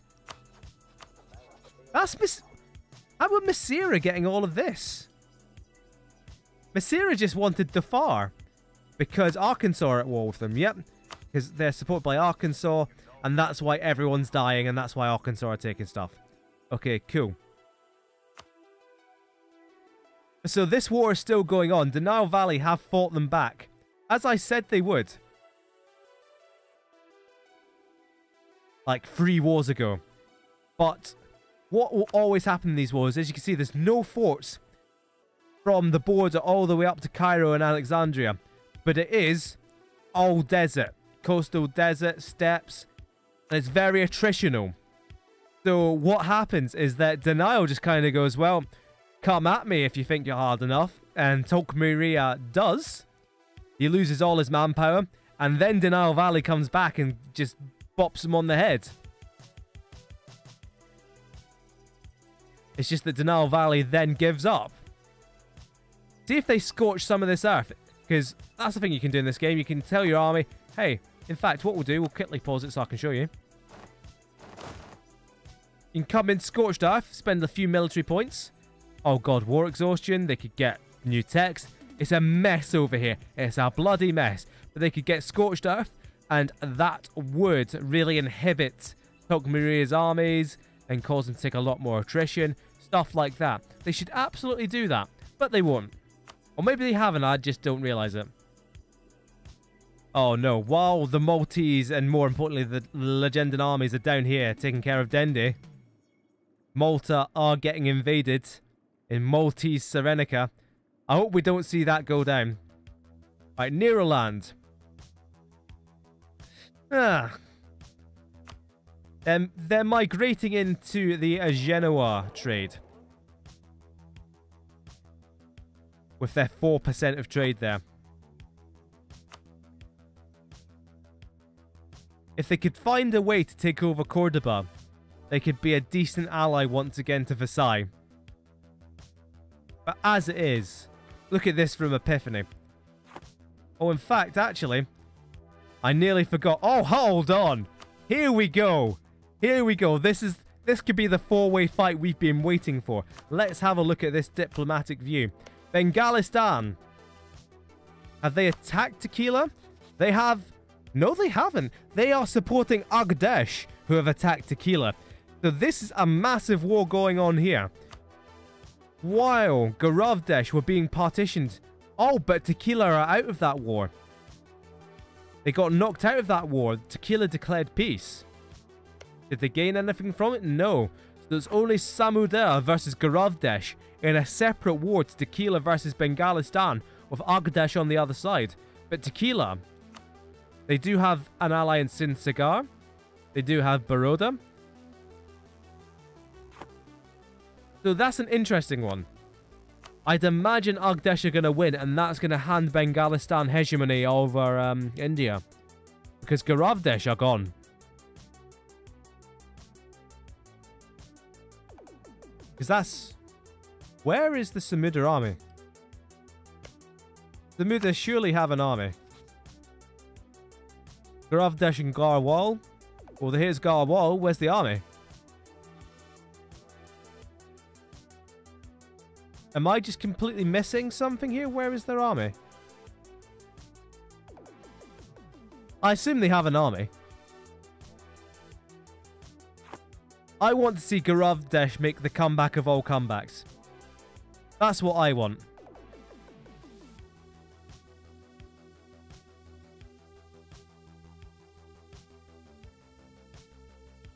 So, Vikingar looking a lot like modern Norway in all honesty. Osterstrand looking Osterstrong. But disappointing, really. The Vikingar separatists are about to crush this tiny little army here. Yes, let's zoom in on this. This is what you get. The Vikingar rebels just trashing some of the remains of the Osterstrand army. Very much deserved. So here's the Samudha army back. That Garavdesh has mostly unsieged themselves, but this is the Garwal army who is on Garavdesh's side. Oh no, Garavdesh have an army there. I didn't realize they had more than 3k. I thought they got them beaten down. They've declared peace. And Samudha did just pick up Goa. Ugh. I was really hoping Garavdesh would make a comeback there. But we still have the main event here of Bengalistan coming in from the east. Agdash coming in from the west. And Tequila stuck in the middle with Baroda.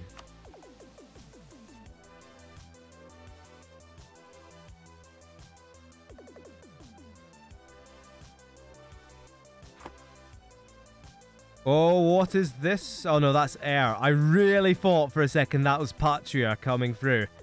And that would have been a war for the ages. But as it is, they've turned it around. And Multi Serenica is about to grow. They wanted Eufra.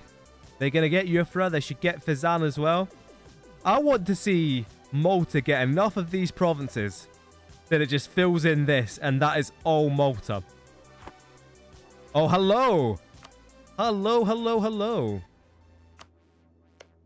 Denial has declared peace down here. And indeed, actually, have they lost territory to Ethiopia? Maybe they have, but they might be set to lose a lot more. Kabusa coming in from the north. And Denial weakened by this constant war against Tolk Maria. Kabusa coming in. As we can see, those rebels actually succeeded in Infinite Citadel, and Cyprus is now back. Which is unfortunate for me, who predicted that Infinite Citadel would die in 1501. It's looking less and less likely now that I'll be the closest guess. The Jordan separatists running around in denial. And their capital has fallen to Caboose. The capital is down. Repeat, the capital is down. And Caboose looking more and more like the Ottomans in their green, subjugating the yellow Mamluks. Why is Denial's army so spread out? Why have Tolk Maria done nothing?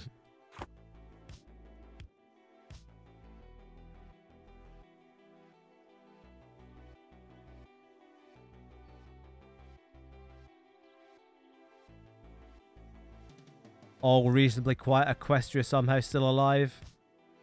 Oh, here we go. Geoia going in once more. Going in straight on QU. Nobody to defend them. Sonyeo Sedaya coming in to help Geo. Because that's a biggish army, right? Or are they? No, I read that right. I don't know what Sonyeo Sedaya were doing there. But Geo taking another big chunk out of QU. I don't know why, because they were their tributary. They were a tributary. Why are you beating them up? You need tributaries. Look at your mandate. Your mandate is literally nothing.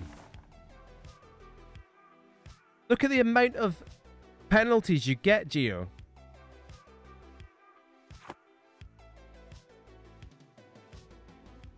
Though I suppose if QU wear themselves out, beating up Geoia's allies, and Geoia doesn't do much himself, perfect war.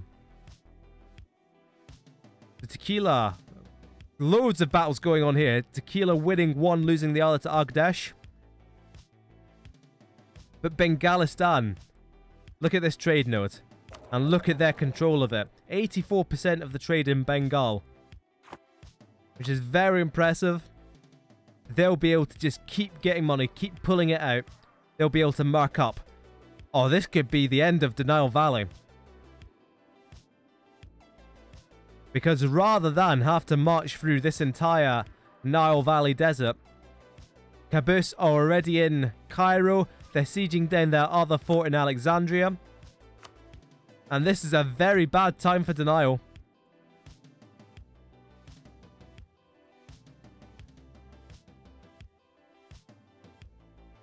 What's going on up here?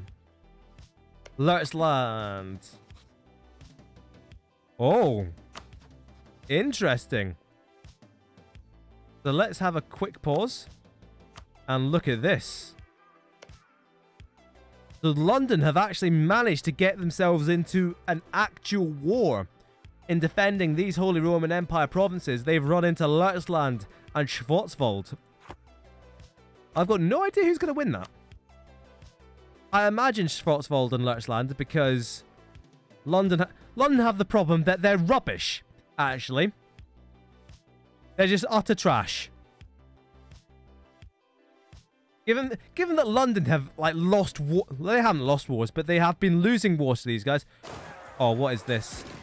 London not involved. It's just Lurtzland and Schwarzwald combining forces, beating down Westphalia. So we should see a Lurtzland and a Schwarzwald expansion. What war is this? It's Schwarzwald specifically going in on Westphalia. It's a crusade. So that is because Denny has completed his ideas. Yes, so Denny gets a special CB for completing religious ideas, and it's a very powerful one. But what is going on? What is this? Schwarzwald, Holland, London. Actually, London have taken their capital. The capital is down for Schwarzland.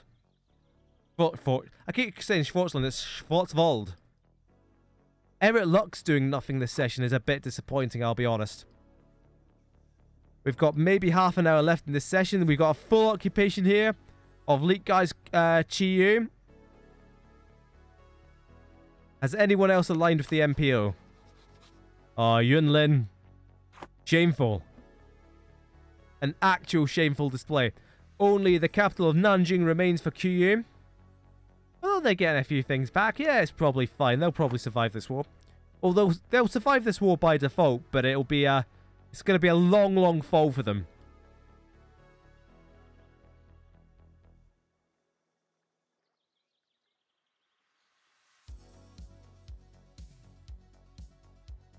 On a quick look around, there's rebels here. Cordoba. Nah, no separatists. No separatists of note. I swear those 17k Ashwinder separatists are larger than the largest army Ashwinder ever had. So, oh, here we go. Masses of peasants uprising, Jordani separatists. The Caboose army they've got nearly all of the Nile Valley. There are rebels everywhere. This is the end of the Nile Valley as a relevant power, I think. You've got to feel that Caboose are going to take as much of this as they can. They might not be able to safely take Cairo, but they can certainly take up to Suez and Sharqiya. What we'll do, actually, we'll quickly pause. We'll jump into Caboose, just so we can see. If they wanted to, what could they take? And they could take all that. Albeit, it would piss off quite a few people. It would be lead to a lot of overextension, but they could do it. Now, I saw something there. Yes.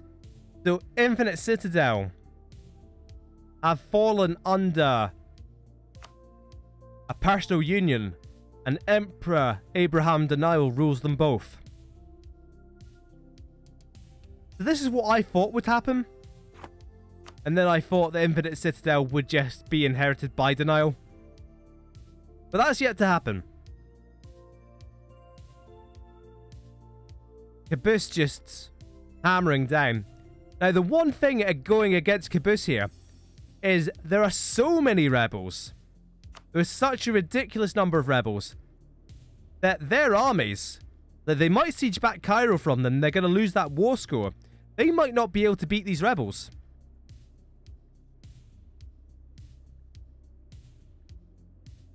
Right.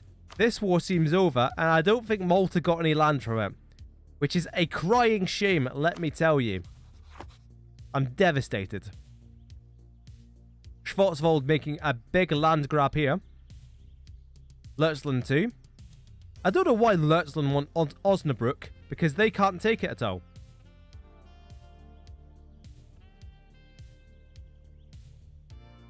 Let's have a look over here. Oh, Geo. Geo, why have you done this? He's taking some good... Oh, he's not. He's taking some rubbish provinces.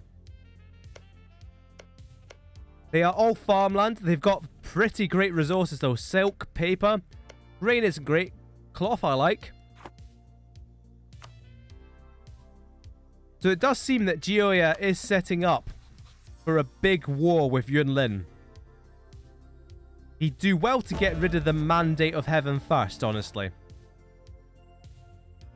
You are back to being a tributary.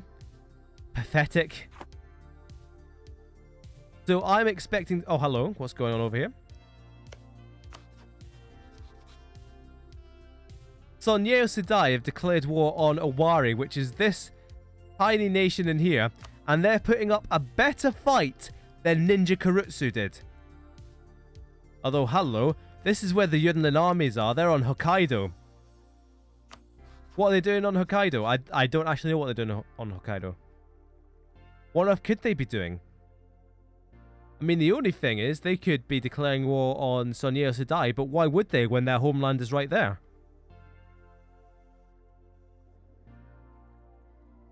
Right, so it seems we have peace in India.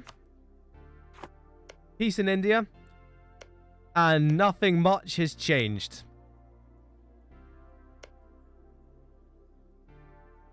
I don't think Agdesh even got their core province back.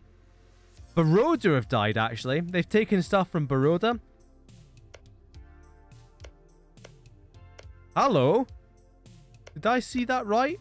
I don't think I saw that right. Didn't... No. I thought that maybe used to belong to Bengalistan. But no, they definitely didn't. Right. So, we remain over here. I think... Is that Patria going in one more time? One more time. Oh no, it's Cordoba going in on Alicante. What? Right, so Cordoba attacked Pirineos when they used to have Alicante. Then Nederland took Alicante. So now they're just attacking this for nothing. Okay. You do you, Cordoba. Patria supporting them.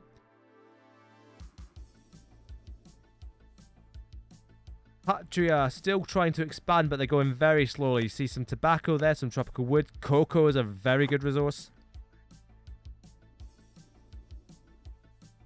But what I'm going to do... Is anyone watching who wants to know about EU4 and...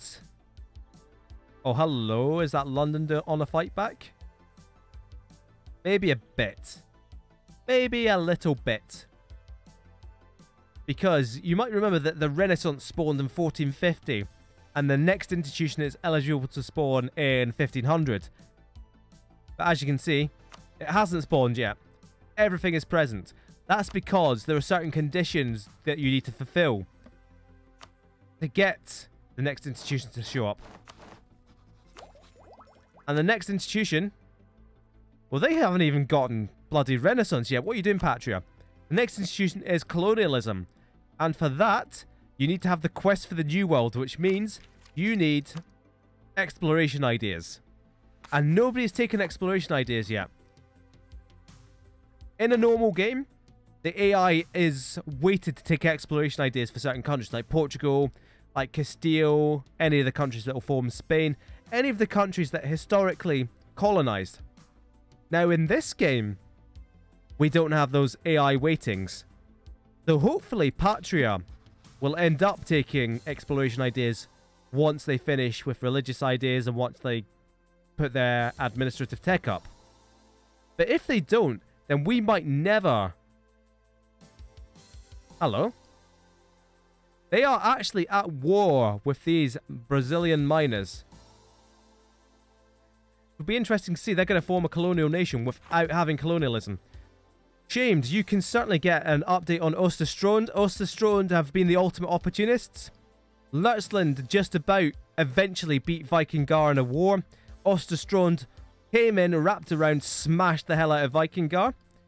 Medvedstrana overextended in a war against Parm and Kizil-Bronco. Österstrand came in, smashed the Medvedstrana border, and took it over. So Österstrand are doing very well. The third great power, as it stands. Caboose are doing really well. But you'll notice they don't have Cairo anymore. That's in the hands of the peasants. And Alexandria is going the same way. Oh, Caboose are actually at war with Urfa. Because Arkansas attacked Urfa, and they've been drawn into that war as well. So Caboose are actually... If that was a single, you know... They could... Of Bashkiria?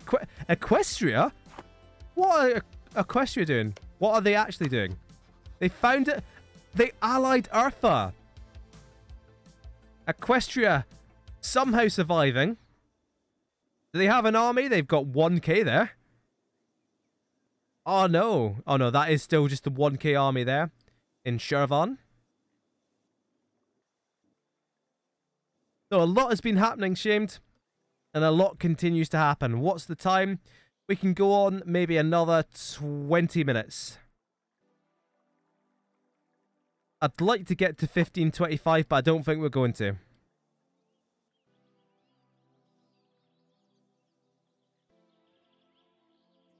Have we just run out of background music?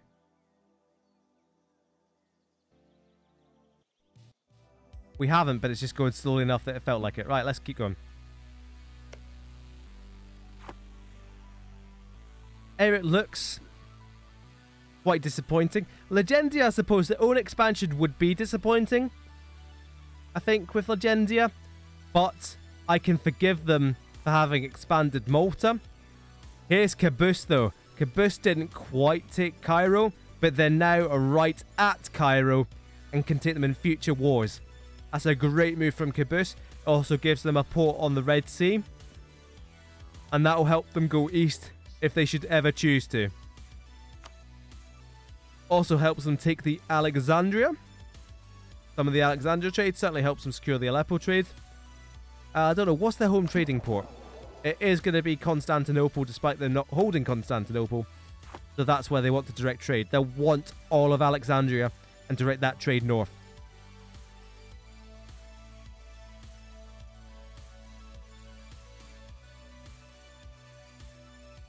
Oh, hello. That's a lot. That's a lot of separatists.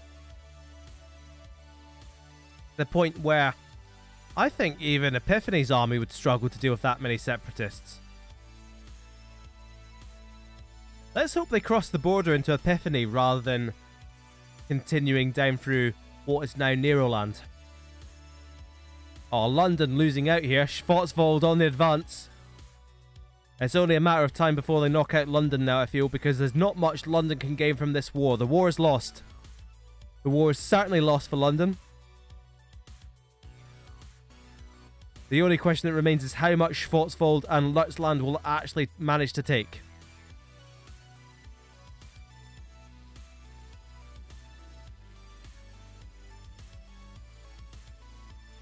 We're seeing a lot of big winners in this session. Epiphany continuing on the rampage. Oh. Yeah, look at this, actually. Schwarzwald. Reaching out now. They've taken Osnabrück, Berg, and Munster. And those are good provinces. Or at the very least, decent provinces. And more to the point, they're really stopping Nordischreich expanding now as well. So the Lützland, Schwarzwald kind of axis there. Schwarzwald are kind of clinging to Lützland as their lifeline at the moment, because that's their only ally. Whereas Lützland... Hold on a minute. Lützland ruled by King Olaf Denny. Because the Rusks are dead. All hail the Dennies.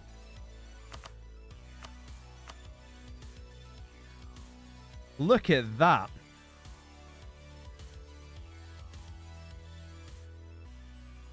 We have a dominant dynasty throughout Norse Europe now, and it is the Dennies. What does this mean? I'm not sure what it means exactly for the Norse. Because if these guys were Catholic, it would mean that either of them could pursue a personal union over the other. Say, hey, my dynasty's on your throne, but you're a weak ruler. I should rule your country. I am the rightful heir to your kingdom. I'm not sure if that's how it works with Norse, though. As it is, it will mean these guys... They probably have a relationship bonus with each other for being same dynasty. That was genuinely what I was looking at. Scotland are doing something. They're expanding to Iceland.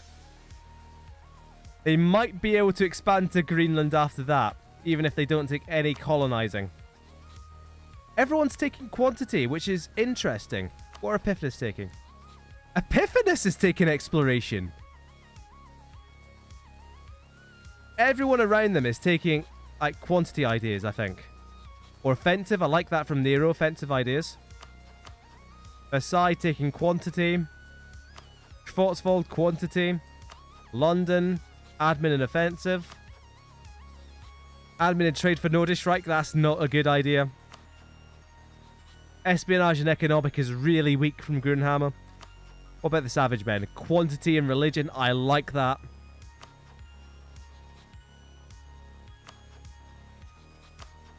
I'm looking for interesting ideas. And these guys, this Norse trio, they're going to be quite weak militarily now because they've all taken trade ideas.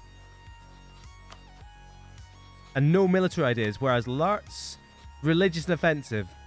Religious can be a good military idea, as it were, if you kind of get me. Because what you have in religious, is in the final idea, is the Deus Vult Casus Belli, which is what Denny just used as a Norse country.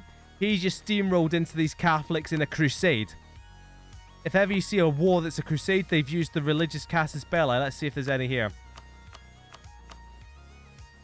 So the Patrian Crusade. Again, that's Patria using that. And Tolk is going in. Tolk is going back in on denial. So we'll swoop down there. This time, Tolk is the aggressor in this war that's just been declared. They want Angot, which is that one just there, that province, that tiny border province. I assume they want a little bit more than that. Oh no, they literally only have a claim on that, whereas Donau has claims on everything.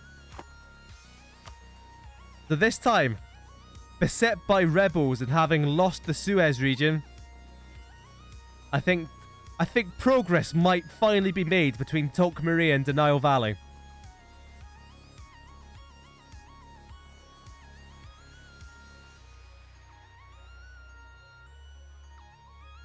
The Pyrenean separatists are wreaking some kind of havoc, but they're all staying together, which means that, as you can see, Neroland can just come in behind and take back these provinces and make sure the separatists don't do much. And so long as they just stay in Epiphanes' land, that's fine for them. Or in fact, Epiphanes coming in with a 16k army initially on these 22k. I mean, the 15k will be in to back them up. But it's a waste of manpower, I think. They've won that battle, and they'll eventually get rid of this 27k stack here. But that's that 10k stack. Indeed, the other rebels are coming in, and again, they should win this battle because separatist rebels are weaker. Weaker than a country's usual troops. They're regulars. But that's a loss of manpower that Epiphany really didn't need to take.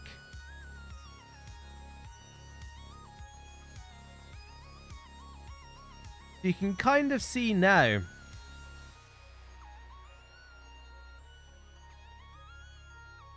that the kind of remaining expansion options are being taken out. Like Schwarzwald have cut right into the Holy Roman Empire, as have Lurtzland a bit. Nordisch Reich, they took Braunschweig early on, but they've been stopped from taking anything else. PRD, they took out Minsk and they now have nowhere else to go. Like same, likewise with Osterstrand. Medvedstrana coming back in on Perm. Now this is what did them in before. So it is Medvedstrana and Perevorot. So this is exactly where they went wrong before. What happened is that Medvedstrana went for Perm, and while their armies were chilling out in Siberia, Osterstrand came in and said, you know what? I'll just come in here, take some of your land, mate. That is now an alliance between Osterstrand and the Savage Men as well. Interesting. And this looks like a fairly solid block of countries, actually, because they are all allied with one another. And it doesn't look like there are any weak links there. Oh, there's the weak link. Vikingar is allied with Nordisch Reich. So if you wanted to break that ring of alliances, what you do, you declare war on Vikingar. That brings in Vikingar and Nordisch Reich. And you beat down Nordisch Reich by themselves. But will Grunhammer ever get the opportunity, for example, to declare war on Vikingar? Or would they just have to declare war on one of these guys? I suppose they're still allied to Lurtzland. Here we go. This is a more telling, I think, occupation. I still don't like this 10k troop, this 10k detachment sieging Cairo. I think it... Wow, they've been caught by Denial peasants, actually.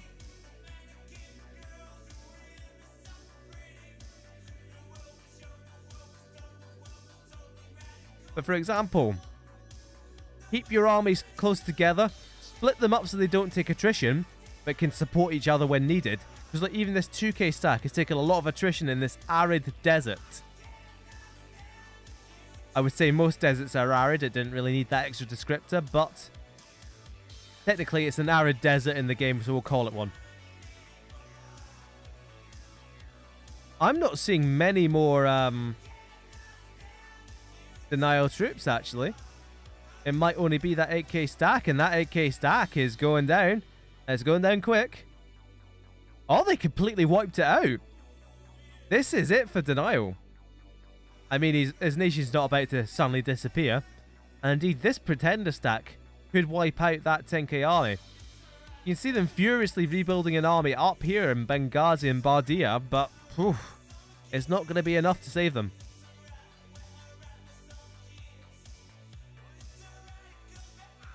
Ashes rebels up there.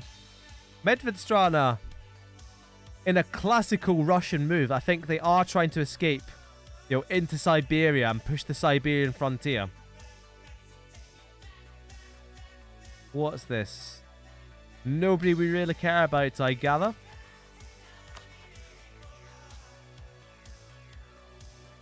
A strong alliance on each side of India there.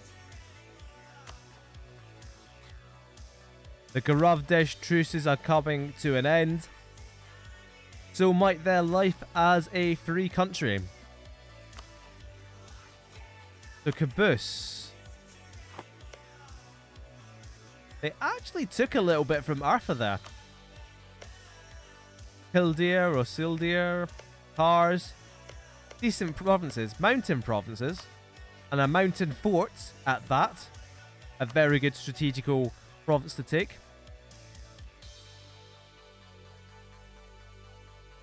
So Georgia are now at threat. Oh, and they're actually pushing back Kizil Bronxo. Now let's have a quick look at this. Tech 9. Well, they even have... they're not even disadvantaged technology wise. Surprise to me. Despite the Renaissance getting nowhere near them yet, they're still hanging on in there. Or Vikingar falling far behind. They're keeping just about on par with military technology. But long term, they're going to suffer. Yunlin are still up there. The New Pacific Order are up there. How are Amaranth doing? Have Amaranth done anything this session? Hello. Here's Bengalistan. They're trying... Bengalistan and Australia Minor are trying to colonize the Philippines. Schwarzwald are allied with Leutsland, and that's it. That's the danger for Schwarzwald. Well, they've got Metz as well, but Metz is just this tiny free city led by a mayor. There you go, that's Metz. That's your other ally. I suppose 10k for a free city. A 10k army. That's not bad. If you've got nothing else.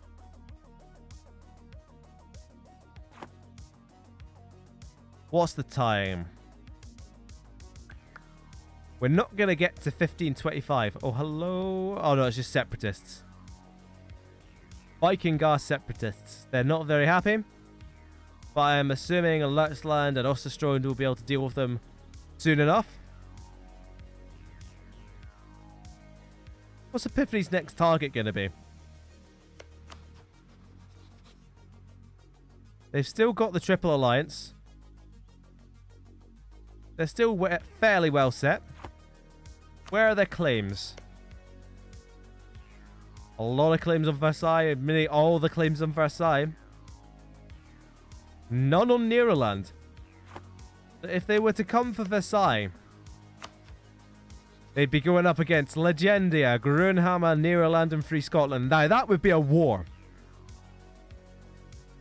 Epiphany bringing in the Triple Alliance.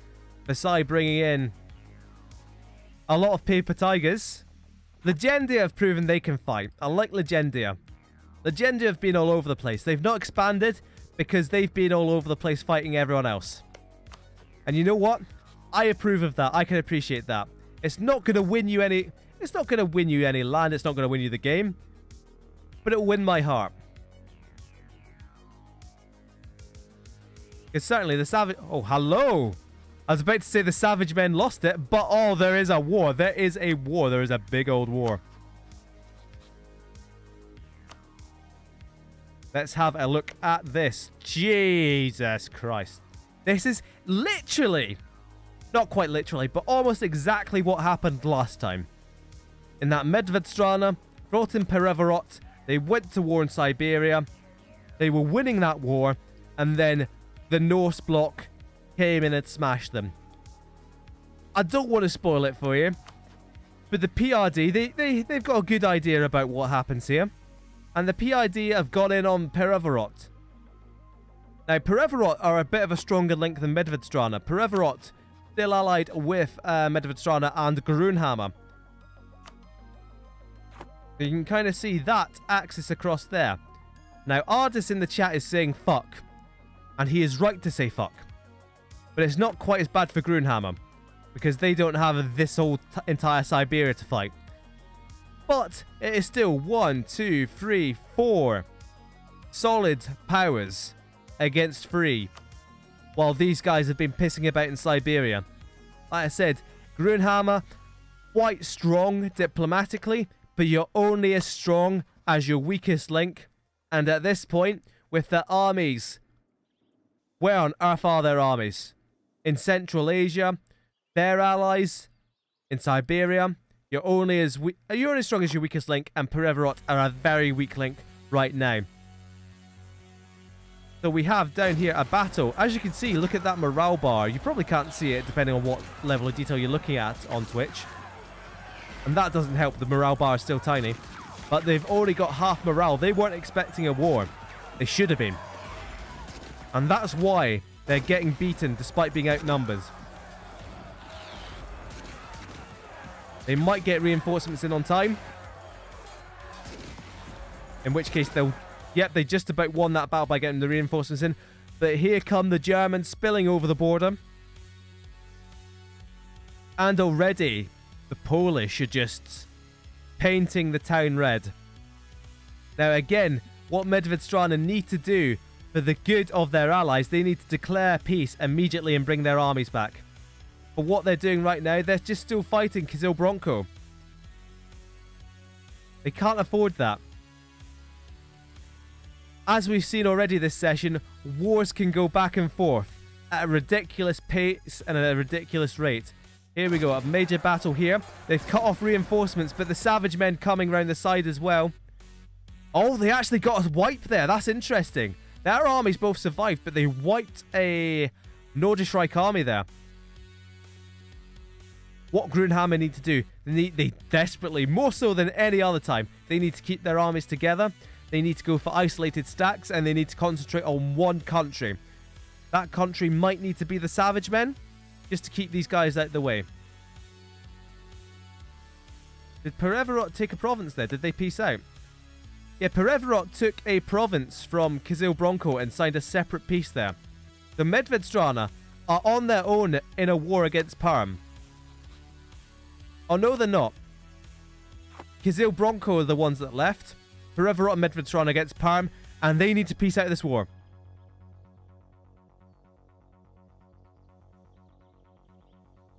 Tell you what doesn't help, this land here that allows them to bypass all these forts. I can't believe Perevorot gave up this land. Now, what is the war target? It was Brest, which is already down. That's bad news. And what are their claims? Their claims, oh goodness. They could potentially take all of this in a single war. The Grunhammer needs to be careful. They're not the war target, but they still have a lot to lose from this war. Especially, oh, if Nordisch Reich have claims as well.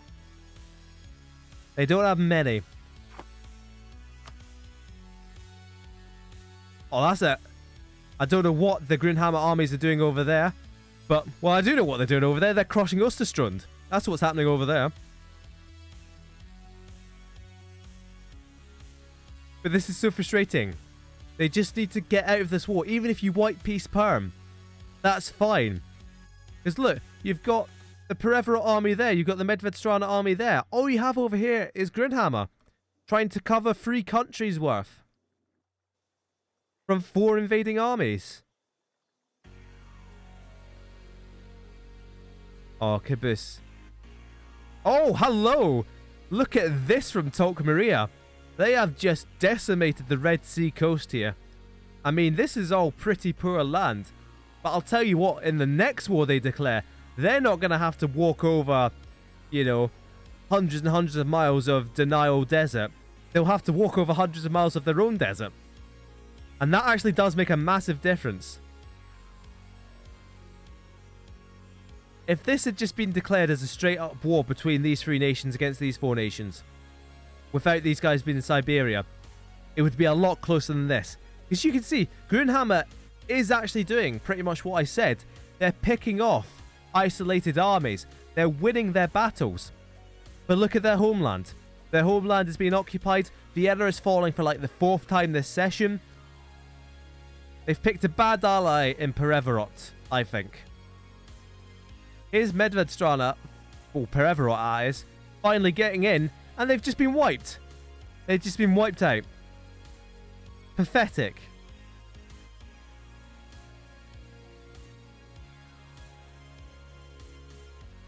So what you've kind of seen, really, is you've got a very strong Catholic bloc in Epiphany, Patria, and Erit Lux. You've got a very, very strong Norse bloc, Savage Men, PRD, Osterstro, and Nordisch Reich. And then you've got kind of the odd ones out in the middle. Grunhammer, Lurtzland, Schwarzwald. They're kind of allied with each other, but not really in a block.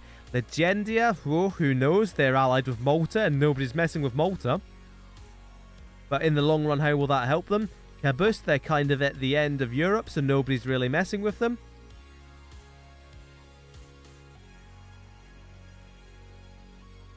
So Grunhammer, again, Grunhammer massing their armies, winning victories.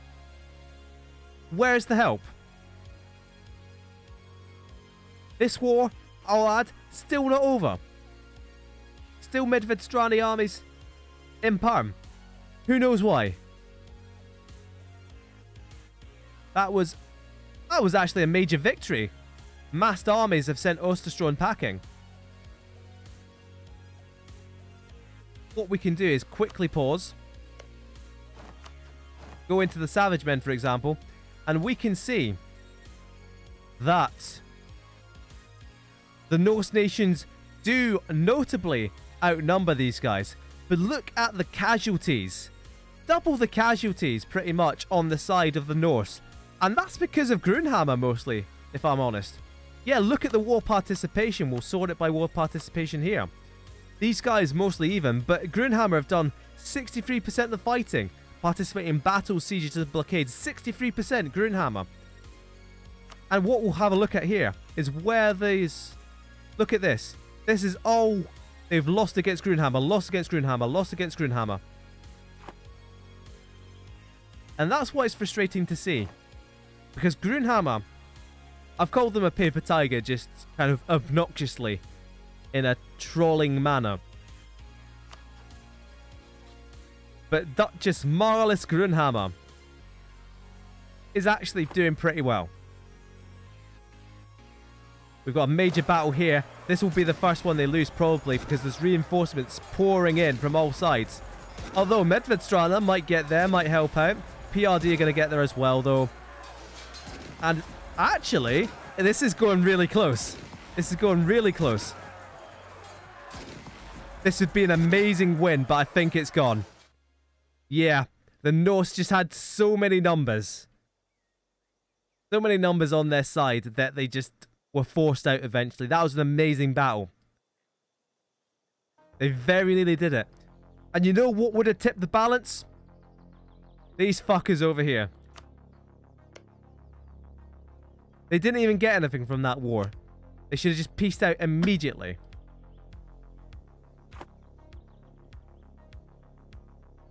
So while this... Look, even while their army's been defeated, Grunhammer bringing the fight. Again, they lost there, but they were beating that army and it was only sheer weight of numbers that forced them out. What is the Ashwinder Navy doing there? Oh, it's just a trade ship.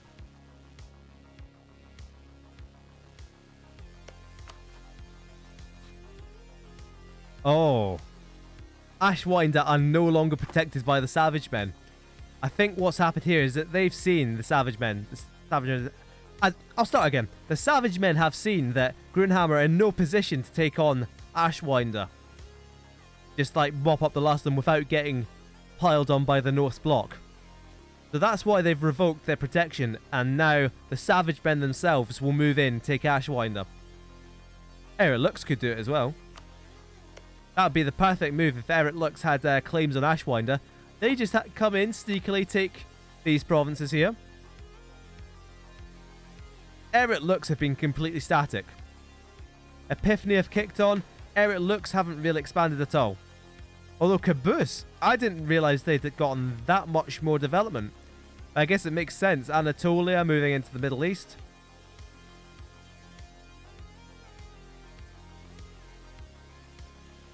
Again, anytime I look away and I come back, Grunhammer are winning a battle.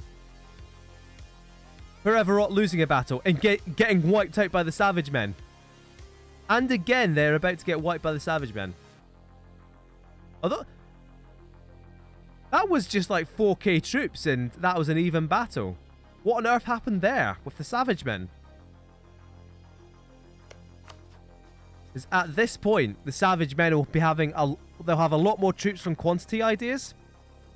And their leaders will be quite good. I'm looking at their ideas. This should be a defeat for Grunhammer. That one there, yeah. They shouldn't have taken that battle. They need to get these guys together. They'll probably be very low on manpower. But they've held in this war for longer than I thought they would.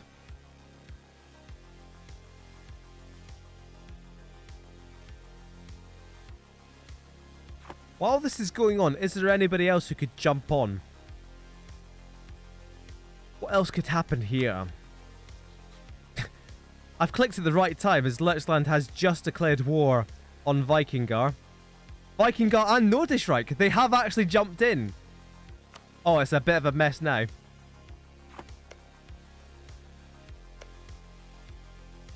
Is it just Lurchland on their own? Are they getting really cocky? Lurchland at last are on their own. They're fighting against a much diminished Vikingar.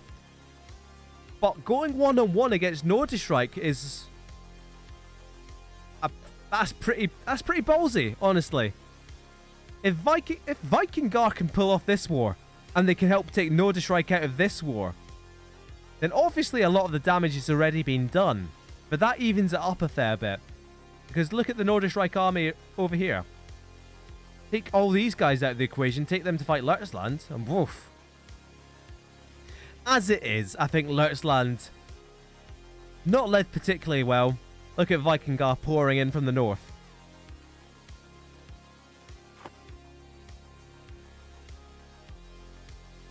Yeah, Grunhammer going down. What's going on down here? Oh, for goodness sake. Oh, Patria is still at this colonial war, right? But they're losing. They're losing. They're just, you know, like the native Amazonian tribes, and it's pathetic. It's not like they're in another war at the moment, is it? No, they're just still part of the Triple Alliance. Arkansas doing well. Expanding pretty well. Expanding pretty unchecked. Allied with Caboose. Now they're sitting in great power. They're going to run up against Arkdesh, though. Oh, stick one. Oh, we've missed something here. Garavdesh aren't quite out yet, but it may just be a matter of time. Samuda have made a good move there. Samuda finally expanding for themselves. They might not be completely defeated when Tequila turn on them and when Bengalistan come for them. But Garavdesh, there is truly no more hope for them. Right, what is this war going on, Fleet Guy, this time? Again, they're defending against Fujian.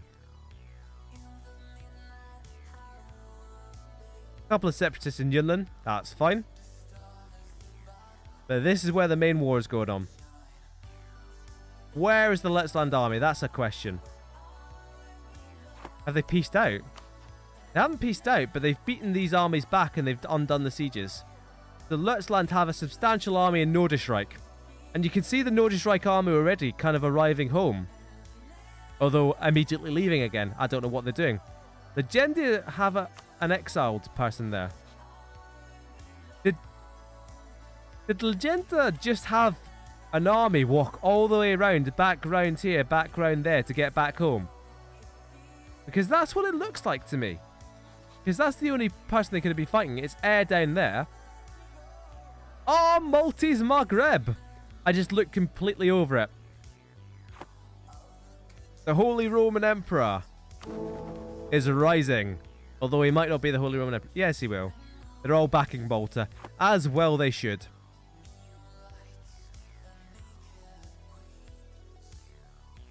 Interestingly, there's now heretics sieging down at Vienna, which is actually... You wouldn't usually say this, but that's actually good for the owners of Vienna. And now what's gone really wrong for them is that they've mistimed this. Those reinforcements didn't come in time, so they're fighting a separate battle, and they've lost and been forced to retreat in different directions.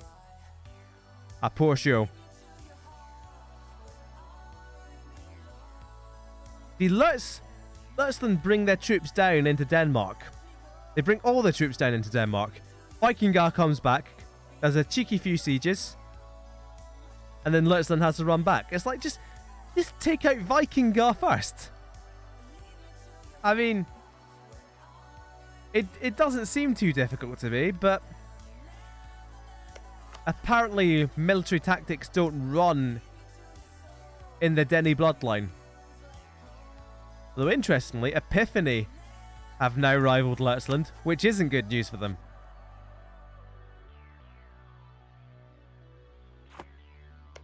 How are London doing? Not especially well, let's be honest.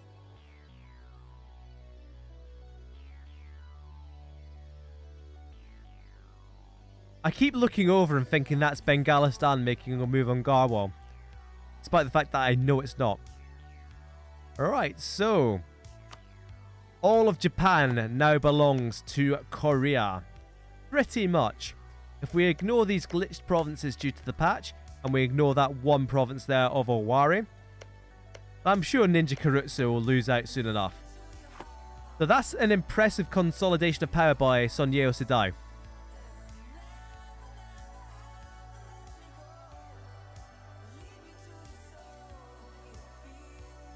Again, Lurtzland's army has come all the way back to deal with Vikingar, but they're not dealing with Vikingar. They're sitting still. They're unsieging this. What they need to do, they have the army. They can smash either one of Norderstrike and Vikingar. And if they built forts anywhere, they'd be able to choose. As it is, they need to smash Vikingar. Because if Norderstrike come for them, guess what? They're running into the fort at Lübeck, the fort at Hamburg, and then they're not going to be able to make their way across the Øresund. To smash Vikingar, siege down Trondelag. I bet they don't even have many forts. No, they've only got the one proper fort in Trondelag. So take out Trondelag. Vikingar are broken.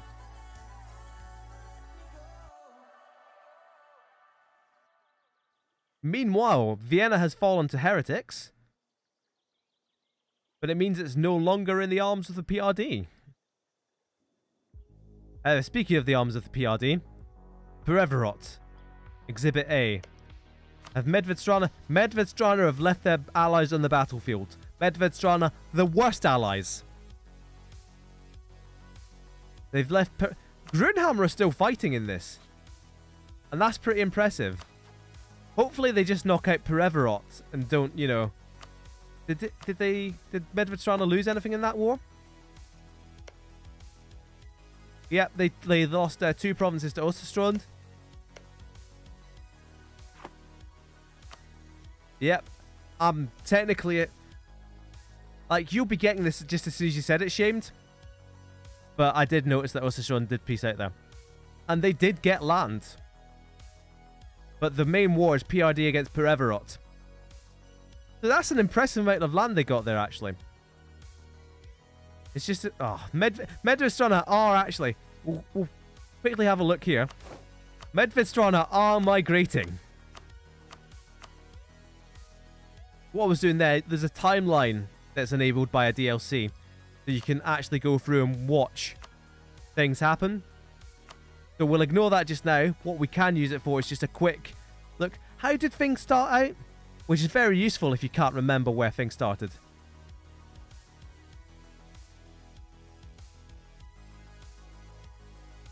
Lurtzland still not paying attention. Still caught between... Although actually they've taken Berlin. And you can't argue with taking Berlin. Although actually, see if Lurtz took the provinces he takes now. That's a very nice border. I now support this war. If Lurtz could take these provinces, then I support the war. If he can't, don't care. What is Lurtz actually wanting to take? Stud. That's going to be down here, surely. Yep, Stud is that one just there. Oh, it's sad how I know all these provinces, honestly. Bremen would be another great province for them to take. Right, that signals, that sign is a new Holy Roman Emperor. And it's Malta once again. I don't understand why they keep electing Malta, but I'm very pleased that they do. And what I hope is that Legenda never say, well, actually, I quite fancy that bit of Maltese Maghreb.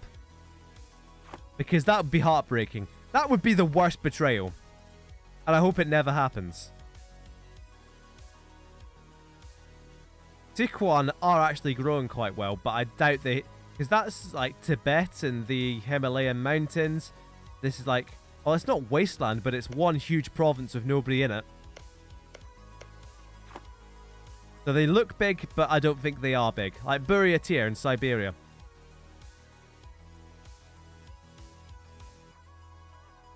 That Patreon crusade is still going. I don't think they've sent anyone over there in so long. They're just sitting on it. It's like, we can't admit we've lost a war to Sierra. Or Kiera.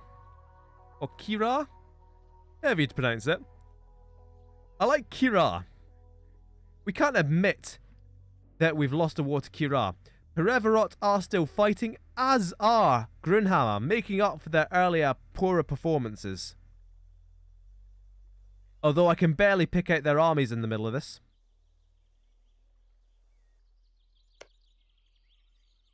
They're still at war here with Leutsland. Right. Let's play Spot the Leutsland armies again. Right. Sitting still in Lundberg. I don't understand that. At the very least, if you're going to sit an army there, sit in stud so you can take your war goal and get the war score for it. Well, this is almost a complete occupation of Perevarot now. Indeed, this is all of the original Perevarot. We're getting into equestrian lands here. I'd say this is probably enough for them to take what they want. Because what's the war score like? So minus 81.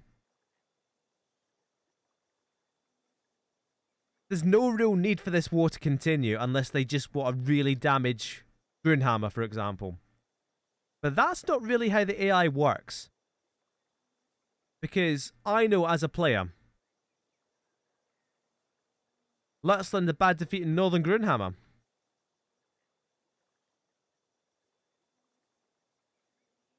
Oh, PRD. There's peace. It's peace in our time.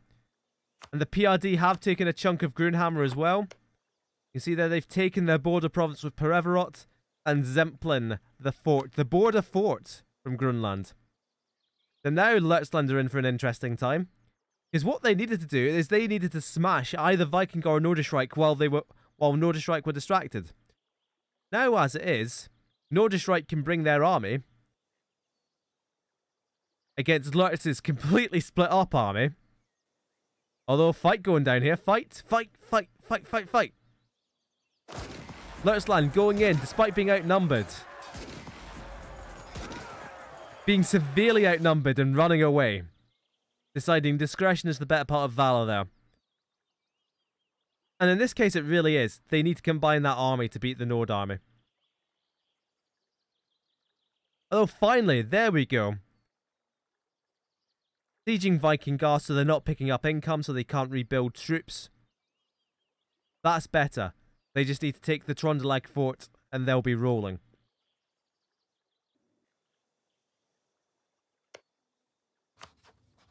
So swiftly rebuilding an army are Grunhammer. Swiftly restarting the music playlist I only had set for like 2.5 hours, am I? It's far later than I thought. We're definitely not going to get to 1525. Big battle there and a big defeat. And there's nowhere for Vikingar to hide. Unless they run all the way to Nordischreich. Which they shouldn't be able to because Lutz has blocked that.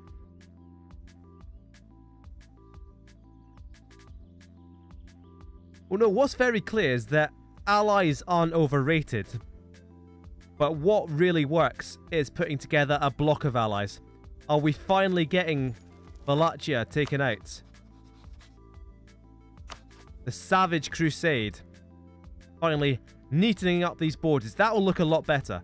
Well, in fact, yeah, they took Moldavia there. So this will look a lot better with Wallachia gone.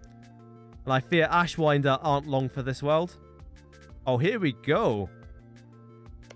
What has happened over here? It's Tequila who have attacked Agdesh.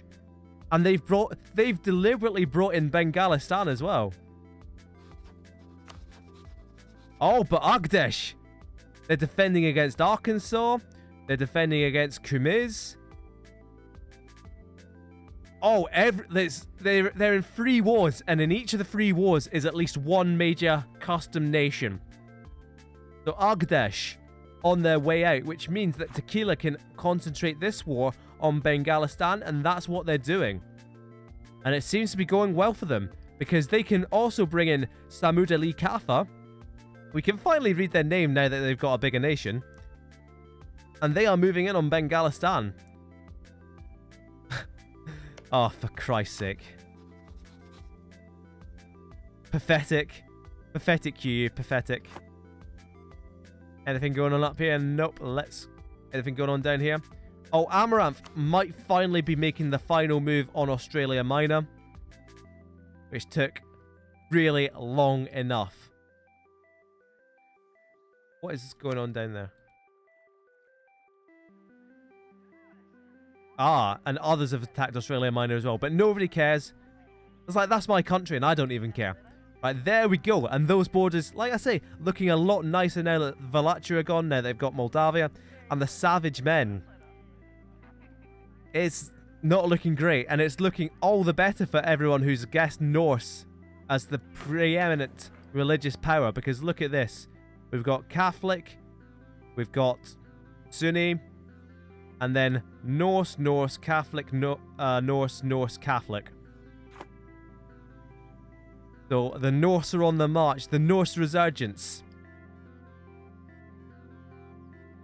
And Epiphany's going to be turned from, you know, violent villain who subjugated France and Iberia into Catholicism's last great hope. We thought it would be Grunhammer. Well, I thought it would be Grunhammer. But actually, Gero Epiphanes and his legacy, King Arno, Eustache Epiphanes, these are all great kings as well. These guys are sorted for the foreseeable future. Other side, King Ogier Le Trevor.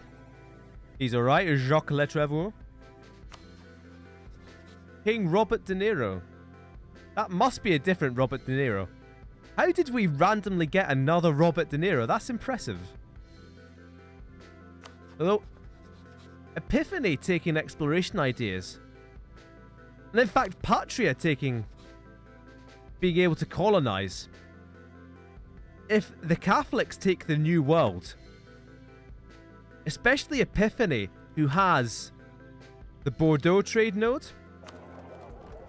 where you can take trade from Canada, from the Caribbean. He has some of the English Channel trade node, where you can take it from America. So he's actually in the best position to colonize, which is presumably why he's taking exploration ideas, of course. So he's now got a good power base. He's pretty unassailable in terms of a one-on-one war. I mean, of course he is. Let's look at the Great Powers list. If he's allowed to colonize, is he colonizing anywhere? What I'm going to do is quickly pause, switch to Epiphany, because this is important. They don't have any colonies up at the moment. They have 2 colonists and they're not using them. They've not explored anywhere. Where are they on their ideas? Because they're making their way through exploration ideas. They have an exploring fleet. And they're not doing anything. They're not doing anything yet. Why aren't they doing anything? Because they only have 2 exploration ships in that fleet. What they need to do, they need to take 3 of these ships and send them out into the Atlantic. Then we'd be rolling. Right. Disappointing.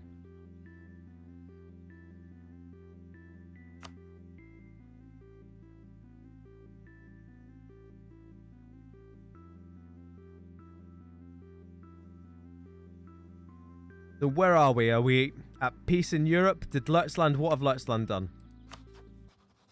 Lurtzland are now at war with Pfalz and Luxembourg, helping out their... See, this is a solid alliance, actually. If Schwarzwald and Lurtzland can clean up where the rest of the Norse nations can't, then they'll be improving their own power and preventing the Norse from expanding into them. So this is another Schwarzwald conquest. Maybe neatening up the borders here. Who are they at war with? Now, Malta didn't defend these states. Are they actually part of the Holy Roman Empire, actually?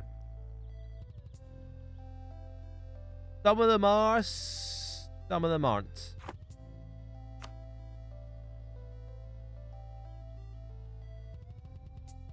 Right, so what we're going to do, we're going to pause at January the 1st, 1520. And then that will be it. Because my time is up. It's very nearly Christmas over here. I said I'd do a Christmas Eve stream, not a Christmas stream. So here is the lie of the land on the 1st of January 1520. Someone's fucking taking on Perm. Oh, it's fucking Osterstrand. Osterstrand going for Perm.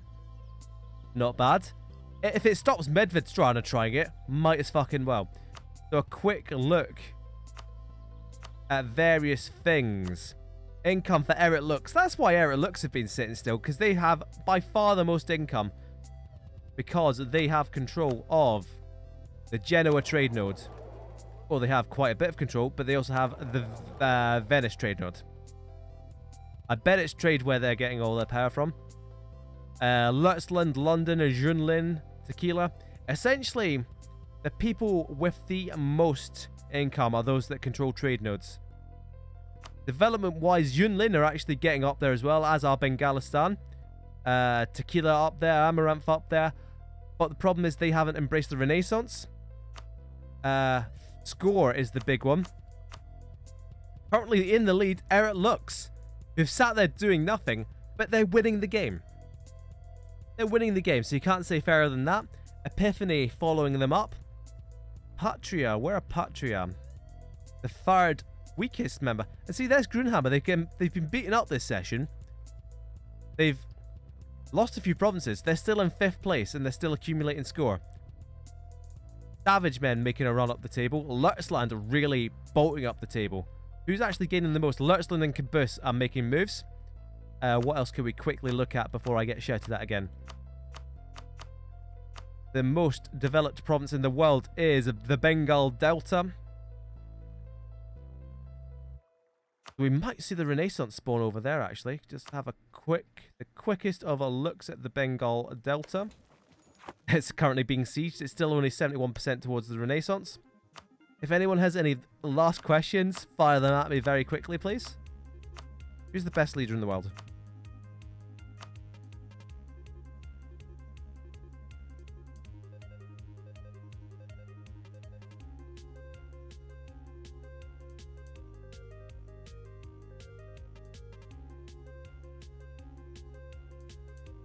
That's my second warning to wrap things up, so we're just going to quickly, one last thing.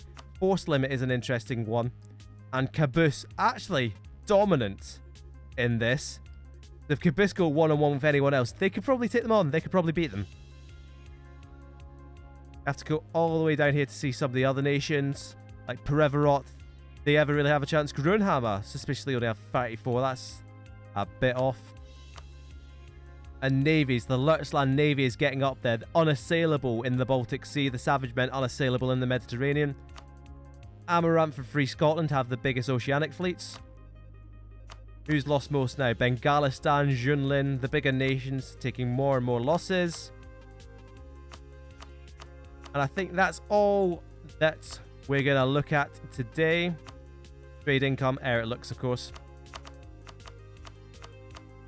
So I'll do an update for the year 1500. Genoa richest trade node, of course. But I might do a stream next Sunday. New Year's Eve. I've got nothing better to do on New Year's Eve. Honestly. I'll be at work the next day. So, as it is, I'll leave you with a lovely pan across.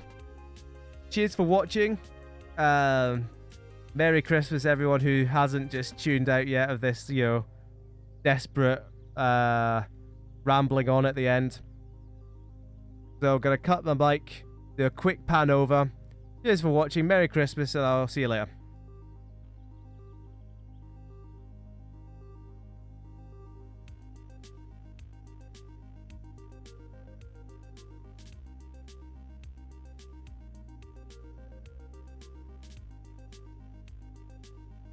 It would help if I knew what I was doing, wouldn't it?